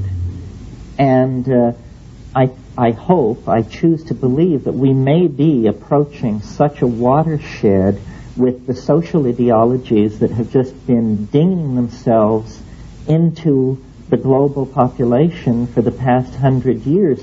They are extremely bankrupt. The notion of any kind of serious competition between Marxist-Leninism and capitalist democratic techno-fascism, or whatever it is ludicrous. Neither system works in the presence of the need to wage ideological warfare against the other. And yet it's fairly clear that each society could function quite well if it didn't have that burden. And similarly, in many microcosms of that situation around the world, it's clear that ideology has become some kind of anachronism. It's a kind of lack of good taste. It's like being a nut, so that you come on with some ideology and people just look at their plate. They're embarrassed for you. And well, they should be, because that butter's no bread. That's just a big pain in the neck. The ideology which naturally claims our attention is pretty well understood. It's like it says in the Old Testament, you can know the truth. The truth is the still small voice in your heart. We don't have to take courses in theology and ethics to get all this down. The political agenda is fairly clear.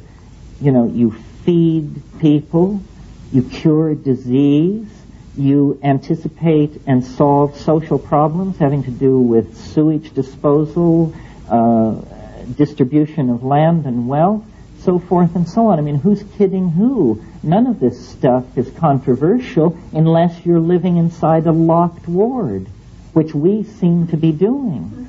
So, more and more, this anti-ideological position has to be articulated. It's no big deal about how you cause language to evolve. You cause language to evolve by saying new and intelligent things to each other. And then other people say, oh, well, so this thing that I've always thought but never felt like saying is actually legitimate and okay, and I can say it and I will say it, and then it begins to move like a wave through society. I mean, you will be told that for me to advocate the poisonous nature of ideology without calling it anarchy is to peddle my own private ideology. But this is absurd. It's like saying if someone tells you not to drive, that they're advocating a certain style of driving. That isn't it at all, you know. It's a translation of level. It's something entirely different. Both of these things, the toxic nature of ideology and the importance of the felt presence of immediate experience, can be brought together under the notion that we cannot afford the continued existence of what has been called throughout most of the 20th century the unconscious. That the unconscious is actually a kind of neurotic excuse for not getting our act together as a species.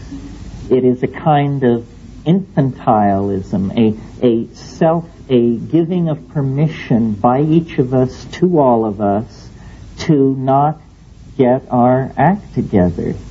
And the way in which the unconscious is eliminated is by turning the language machinery back upon itself and reflecting on the process of attention.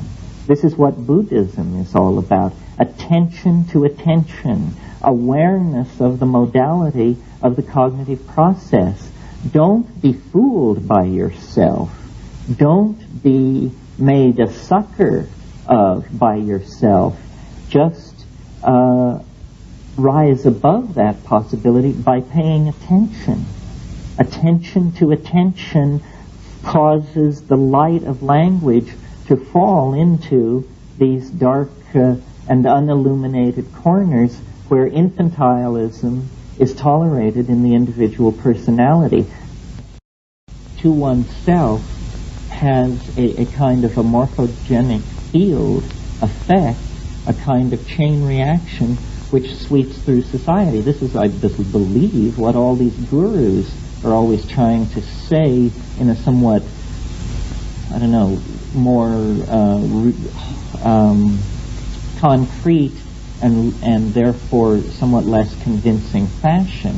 But it's simply that the act of conscious self-inspection creates more conscious people, which create a more conscious society, which erodes the possibility of the poisonous and toxic effects of ideology. This is what psychedelics were and are about in terms of their social position and their legal position in society. Psychedelics are illegal not because a loving government is concerned that you may jump out of a third-story window. Psychedelics are illegal because they dissolve opinion structures and culturally laid down models of behavior and information processing. They open you up to the possibility that everything you know is wrong. And, government and society spend a lot of money educating you into being a loyal worker, consumer, debt payer, and citizen. So if anarchy is to have a meaning, and I think it is the great future for human society, because what it means is only responsible human beings can exist in an anarchistic society. To the degree that people are responsible, we will have anarchy. And the reason America, I believe, historically has been so successful is because it's really a place where you can almost get away with anything. And if that is lost, if monolithic ideologies throw a damper on that, then cultural momentum will pass to other cultures. And in fact, to some degree, I see this coming.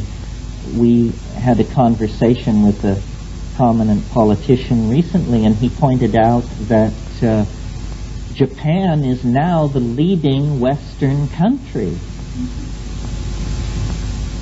This indicates a cultural crisis of some depth for the ideals of the American Constitution. My brother is a brain scientist at the National Institute of Mental Health in Bethesda, Maryland, the crown jewel of American brain science.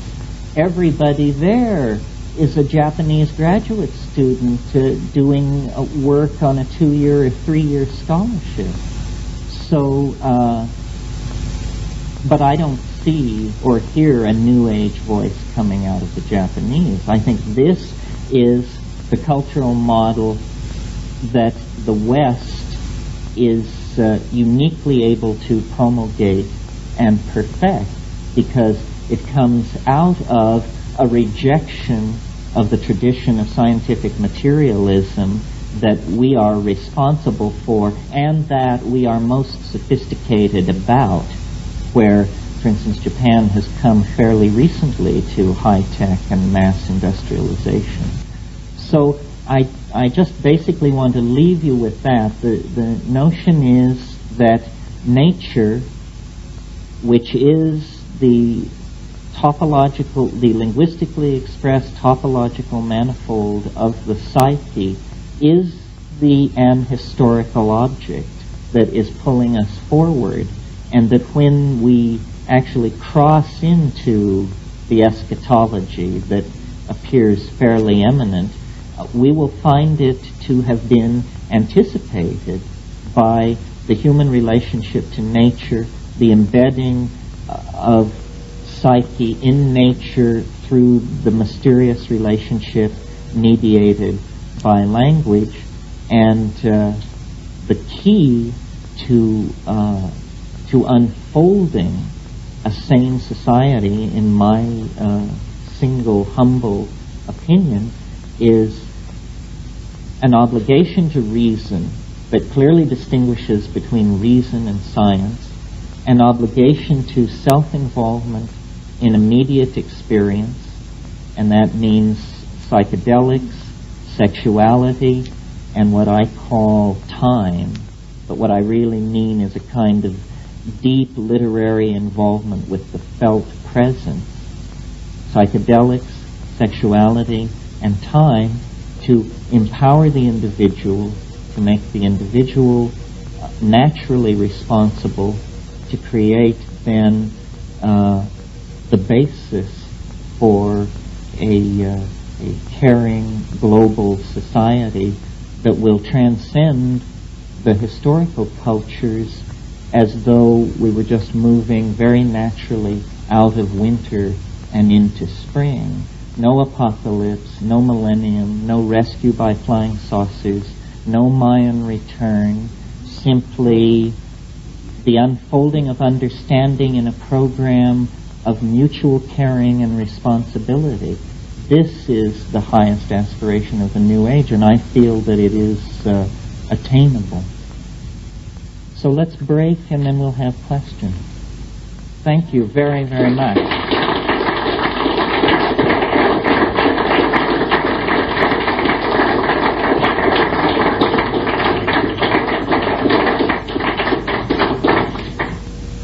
Okay, is there any kind of response to this evening's talk?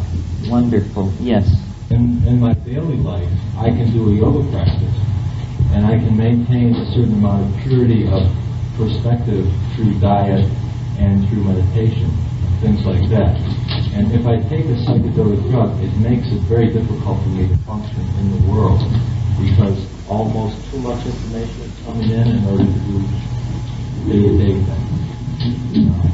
So your question is, how do you integrate taking psychedelics into an ordinary workaday existence?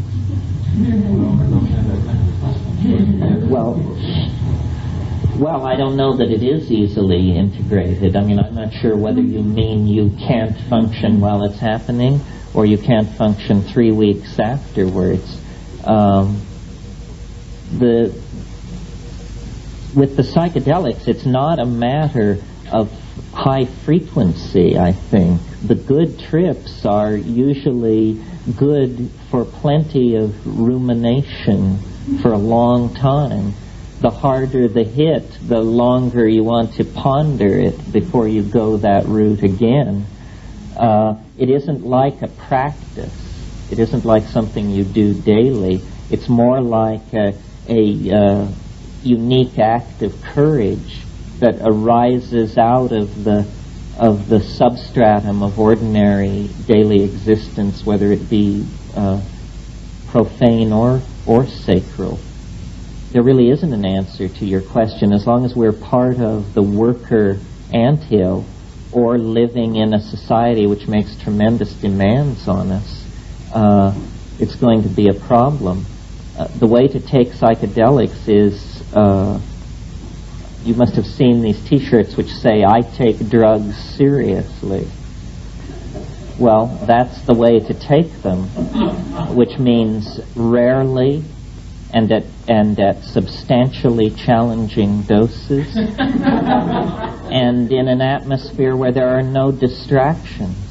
And by that, I mean, other people will say something different, but I mean no light and no sound, including music, unless you're a musician or you have some special relationship to music. But really, what you're trying to see is the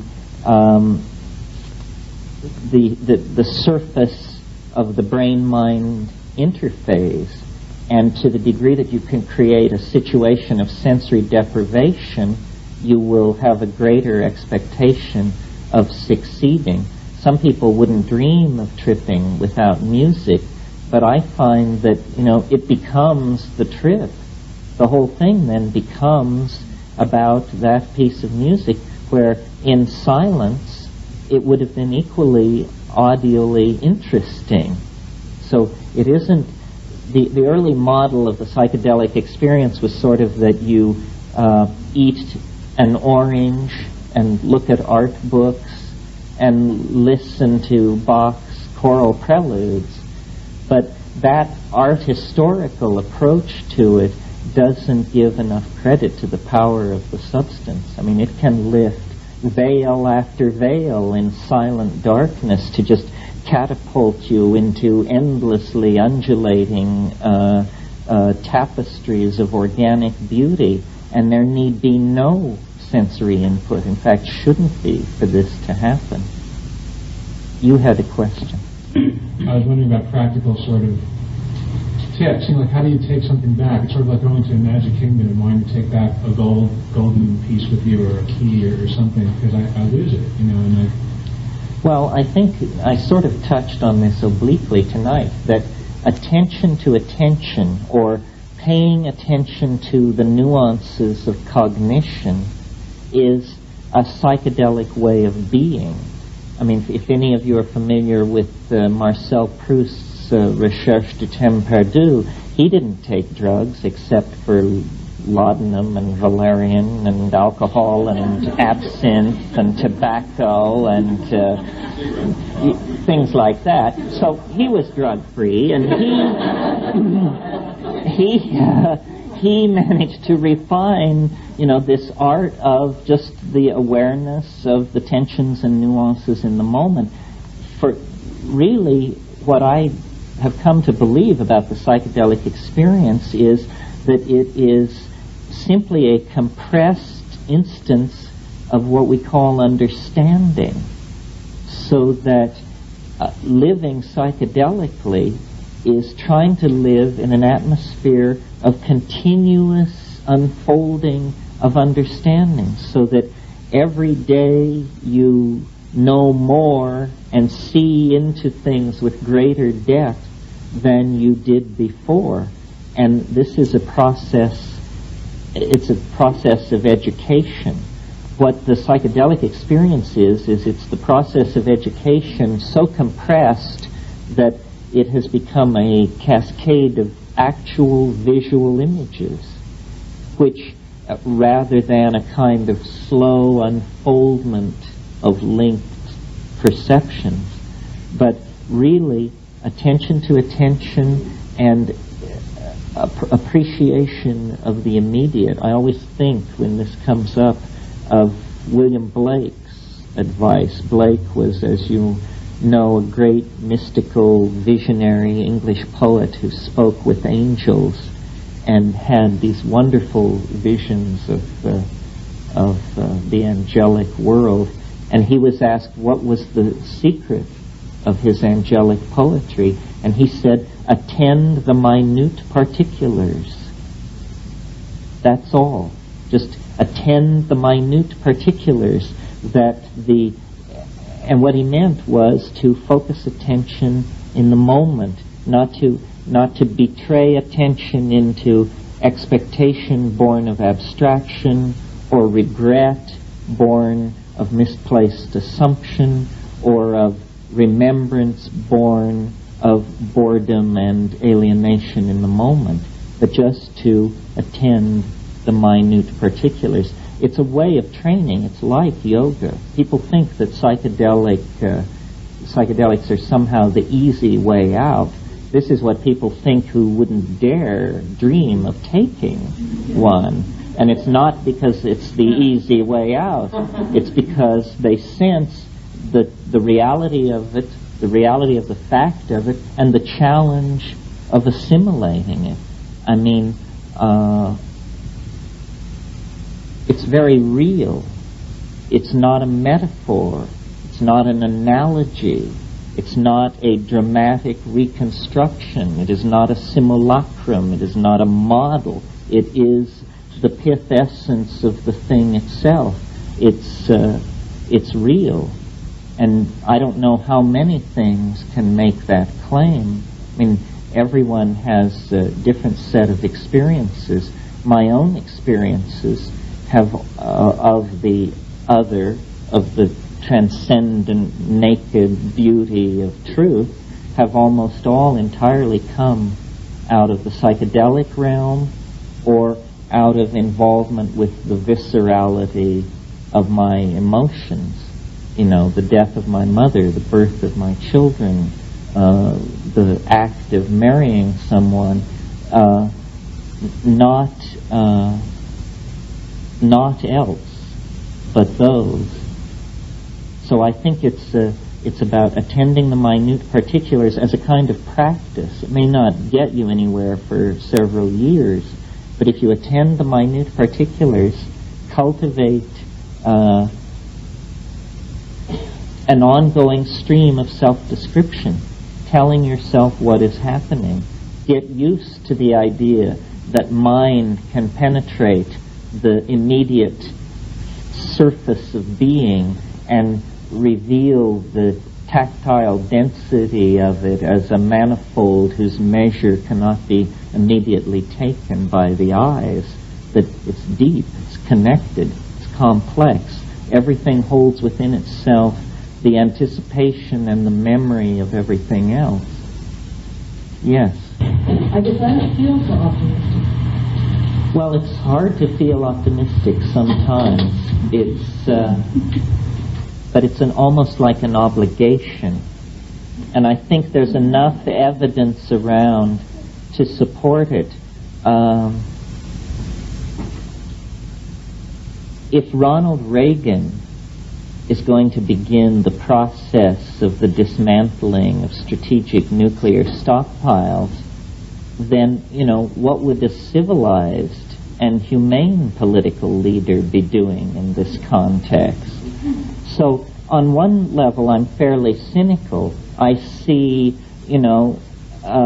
people whose major life's work has been banditry and bloody rampage getting into the history books as great peacemakers. Nevertheless, I love the fact that the constraints of the situation have forced these clowns into this position. That's what I mean when I say, that no political group, no faction has its hands on the tiller of history. There is an invisible hand which seems to be channeling the life of these institutions toward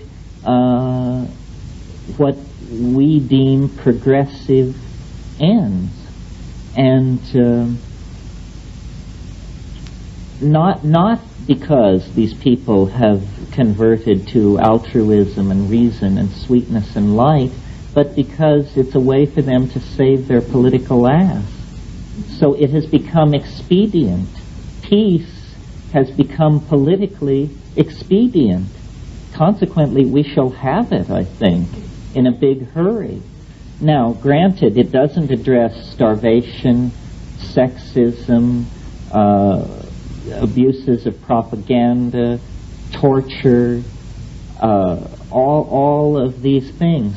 But I feel like that there is a kind of a logjam in human affairs that formed in the late 60s, where we all looked over into the future and saw what it was, and the governing agencies froze with terror and attempted to halt the onrushing momentum of the 20th century, to not only make psychedelic drugs illegal for the public, but to actually end scientific research into them. This is phenomenal. Scientific research is supposed to be freely pursued in any field. That's the banner under which science rides its horse. But apparently this doesn't apply to hallucinogens. Freezing all dialogue on disarmament.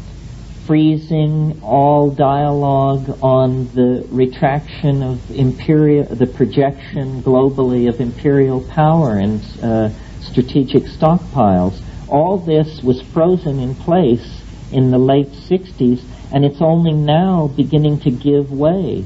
The future has a momentum that no institution can deny, and the 25 years of constipated dithering that we have just come through has only meant that now the transition into the new order will be that much more sudden and that much more complete. So I guess I am optimistic. In the micro, I see many causes for pessimism, but generally I think things globally are working out fine. Now it may be, and I addressed this tonight in the talk a little bit, it may be that a sane, humane, and well-fed world is coming into being, but it may not be led by the United States of America. We, muscle-bound with strategic arsenals, unable to produce things which the rest of the world wants to buy, entertaining a massive trade deficit, tolerant of reactionary, pseudo-religious forms of political crypto-fascism. We are, I hope no one's offended by that, we are not exactly in the best position to lead the charge into this great and glorious future. A society with a tradition of resource management like Japan is perhaps in a much better position, although then there are other problems. Japan speaks a language no one understands. it's going to be quite a world if the power of the projection of the Japanese cultural self-image is to become so overwhelming that Japanese is to become the dominant language of the West. Although this is a possibility.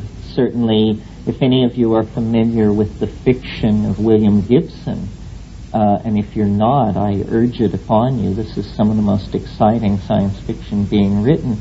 He pictures a world where Japanese cultural dominance, I would say, is a primary factor. So yes, I'm optimistic. We have to be. It's the only game in town. And look at the opportunities. It's simply a matter of insisting on human values garnered from the felt experience of the moment and holding back the toxic effects of ideology.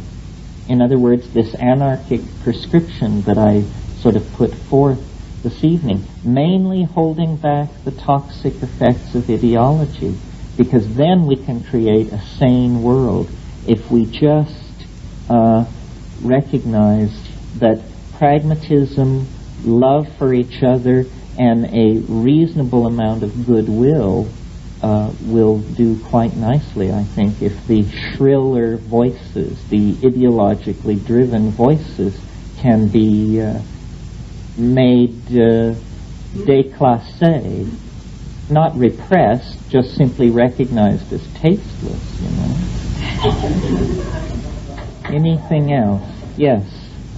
Could you reflect on what culture will be like after the end of time, and or what the end of time has to do with what you said tonight?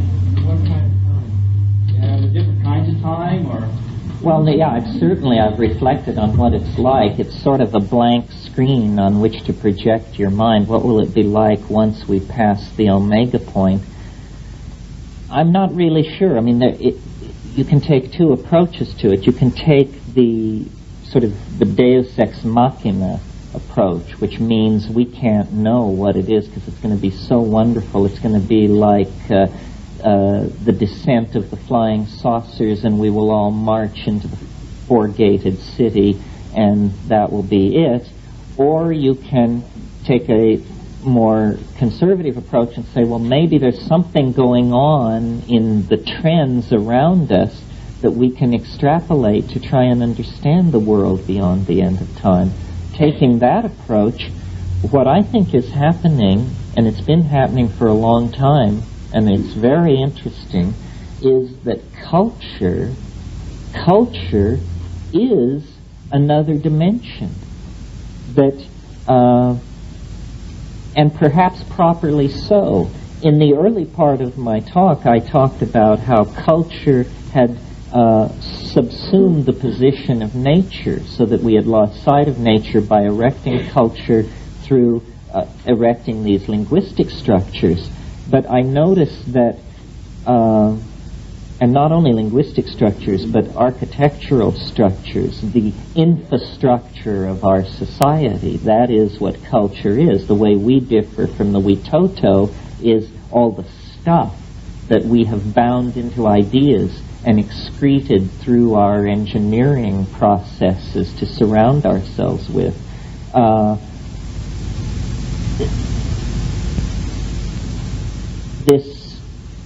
This dimension, which is culture, is becoming ever more all-inclusive, at the same time that it's also becoming, strangely enough, ever more ethereal, ever less material. A perfect example of this, I don't know how many of you are familiar with it, but if you deal with the Macintosh computer, the operating system of the Mac is the genius of it, and what makes it the best in the biz is that it attempts to trick you into believing that you're dealing with ordinary three-dimensional space. You know, you don't type in commands, you don't choose printed options, you move in a symbolic representation of three-dimensional space. Well, again, to mention William Gibson and his novels, what he imagines is simply a larger version of this conventionalized symbolic representation of three-dimensional space, so that you enter, in his novels, his characters enter into a world where the Bank of America database is perceived as a huge red rectangle, hundreds of feet in height, in a certain spot in the memory of this global computer. And yes, it's cyberspace. And near it is the memory bank of Wells Fargo or something else, so that when you enter into cyberspace, ordinary reality is replaced by a symbolic representation of the informational content of ordinary reality. Well, this is in fact happening. It's happening at a very rapid rate. So the dimension which we call culture, which we have previously erected in the three-dimensional world around us through the intercession of what we call manufacturing and architecture, is very rapidly being internalized and erected as cyberspace, this alternative dimension to ordinary three-dimensional space in which our minds are able to move like fish in water. What I think lies beyond the end of time is a very concrete realization of this other dimension. That's why things like the time wave that I've developed and some of these other projections run off the scale. The world beyond the end of history is literally not mappable in the lower order set of mappings that are applicable to history. So it is like being downloaded into circuitry. It's possible to conceive of the entire human species fitting into the area of a large refrigerator in cyberspace, so that the goal of history is the creation of a mirror image of culture in the cyberspatial dimension, so that culture in the dimension of nature can be slowly retracted into the compressed quintessence. You can almost think of this as an alchemical process. We're talking about forging a philosopher's stone out of a hyperdimensional medium which is composed of energy and language, and into which we can all cast ourselves at will. It is, Plato said, if God didn't exist, man would invent him, her, it. Well, it may well be that the pilot's seat, the pilot's chair of the flying saucer is empty. It awaits mankind. It is the condensed expectation of complete interpenetration of all of us through each other and our cultural artifact in a mode that we cannot even imagine. At an earlier talk at Will's here a couple of years ago, I did a talk called Shedding the Monkey, in which I talked about dropping the primate image that is projected onto the human soul through the accidents of biological evolution. That as we take control of our genetic heritage, as we take control of the process of manufacturing culture, we are going to become what we dream we are. And we have never really explored consciously what it is we dream we are. But very shortly, this will become a major part of the cultural agenda, because we are going to be able to do anything. And with that kind of power, again recurring to the theme of the evening, I think we have to anchor ourselves in nature. So sort of my apotheosis, or my vision of how this should come to be, is that everyone is given their own 500 acres of paradise in the chip. And that is your heritage, your space, your right place to be. And out of the mellowness which accrues only to the very wealthy, which we will then, each and every one of us, fall into that category, we will be able to return to the dimension of the limited pie and very decorously and thoughtfully apportion it out in a sane and rational manner. And it's very, very tricky, see, this rush toward the ability to completely realize the self-image in hyperspace.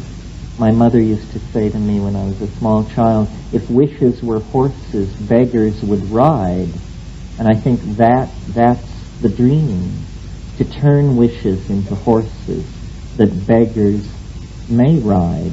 And it's that world where we each get our own horse, or when our ship comes in, that lies beyond the historical dimension, because it's where we, in effect, each becomes all and then is freed into the imagination of the oversoul to create whatever castles in the imagination seem most pleasing. It's the triumph of art. Art in the imagination and reverence for nature in the placental dimension, which is the life support system for this fantastic indulgence in the expression of the imagination.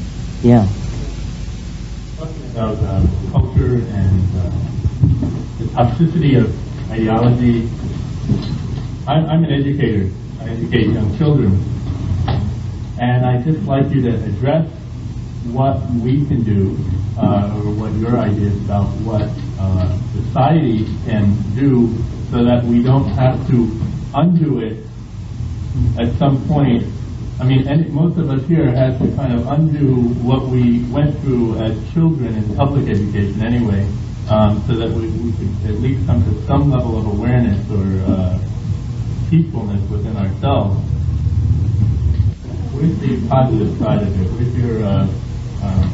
Well, in Hawaii this past year, we homeschooled our children, and we also coincidentally rented office space from a major company which creates homeschooling curriculums. And on their letterhead, they had the motto, "You are your child's best teacher." And we found out how hard it is to live up to that ideal. And yet, in a way, we also found out how rewarding it was to attempt it. When we return to Northern California, our children will go to public school. I think basically you have to not leave it up to the school. You have to check in on what's going on and input into the process. I don't feel that I can give a very deep answer to this. I think it's one of the most perplexing problems. One thing I think that's terribly wrong with education is that there is no sense of history instilled in people. And history has almost as bad a rap on it as mathematics. And yet these are the two modes of thought which I think would do the most to anchor us, because they both are about different forms of grounding. One grounds in eternal demonstrable principles, mathematics, and the other dissipates amnesia. It's a very weird thing that somebody can't tell you, isn't quite clear on whether event X happened in the 13th or the 16th century. I mean, after all, 13th, 16th, 19th.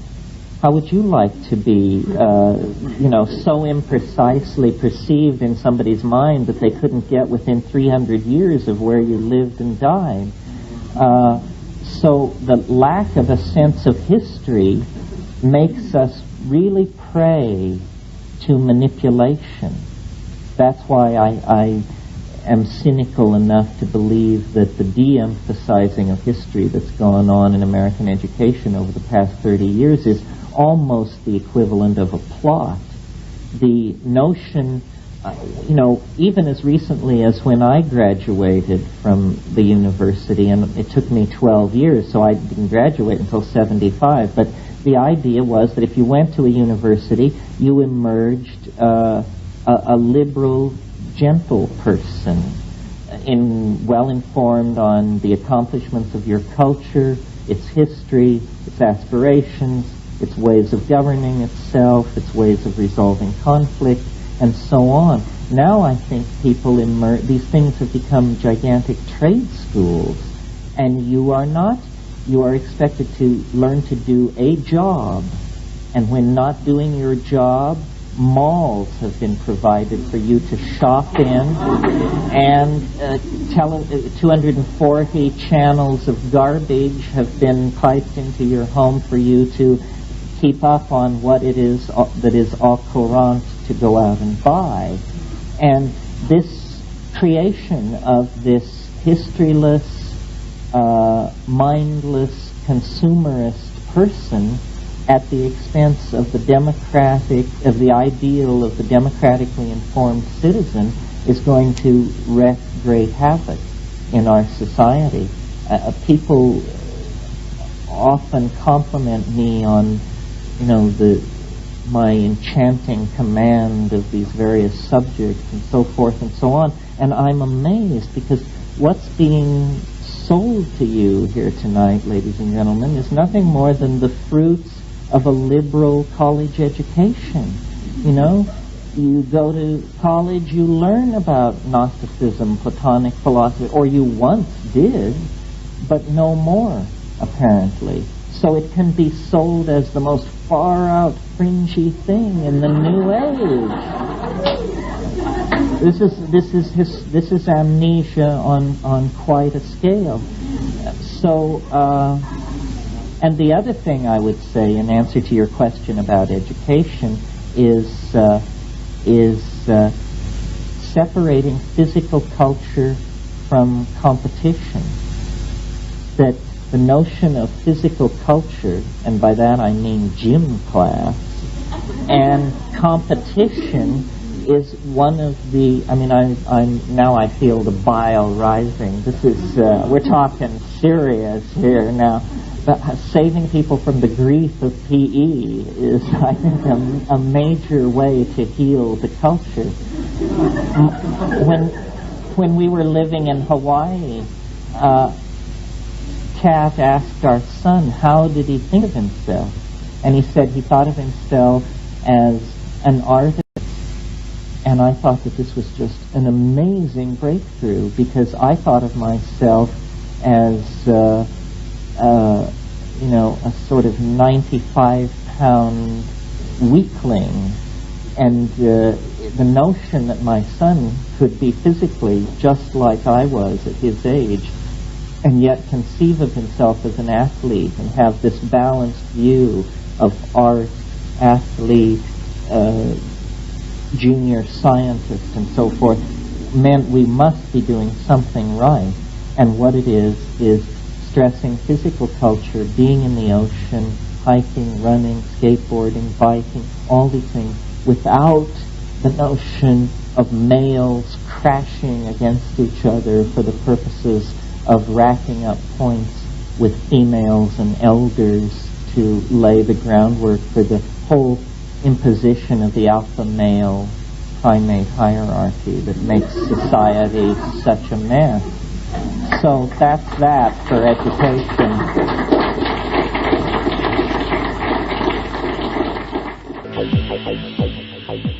You're listening to the Psychedelic.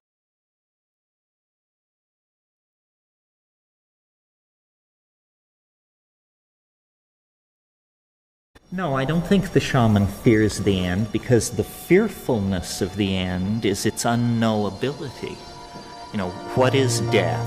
What is the end of history? As long as you don't know, these things become a screen for the projection of your inner doubts and fears. Once you know, then it's possible to return to ordinary life and live it to the fullest. This is why shamans are often people who have survived some incredible ordeal or disease or psychedelic experience. So it's a shift in perspective, and it's a way of relating to the felt presence of the moment. This is very important.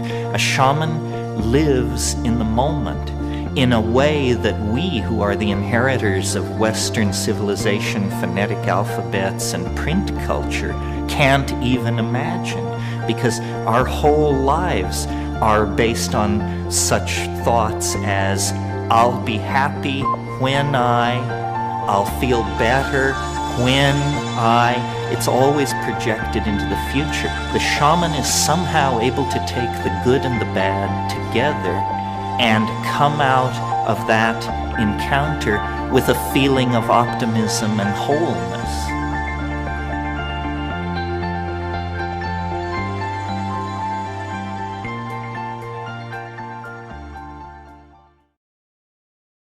The real issue is, what kind of mental worlds shall people inhabit?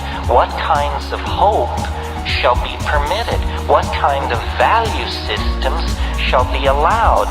And the value systems that aggrandize the possession of things, the tearing up of the earth, competition, classism, racism, sexism, have led us to the brink of catastrophe. Now, I think we have to abandon Western cultural values and return to the deeper wisdom of the body in connection with the plants. That's the seamless web that leads us back into the heart of nature. And if we can do this, then this very narrow neck of cultural crisis can be navigated. Very little of the past can be saved. The architectonics, the machines, the systems of monetary exchange and propaganda, the silly religions, the asinine aesthetic canons, very little of that can be saved. But what can be saved is the sense of love and caring and mutuality that we all put into and take from the human enterprise. You know, there's a Grateful Dead song that says, you can't go back and you can't stand still. If the thunder don't get you, then the lightning will. It's a cultural test. Nature is pitiless. Intelligence is a grand experiment. Kind of cool impunity that she covered over the dinosaurs and the trilobites and the cross-octorigian fishes and all those other folks who came before. So what we must do, I think, is see our future in the imagination, form symbiotic relationships with the plants, affirm archaic values, and spread the good news that what is out of control, what is in fact dying, is a world that had become too top-heavy with its own hubris, too bent by its own false value systems, and too dehumanized to care about what happened to its own children. So I say, good riddance to it. Bring on the archaic revival, and let's create a new world. That's it.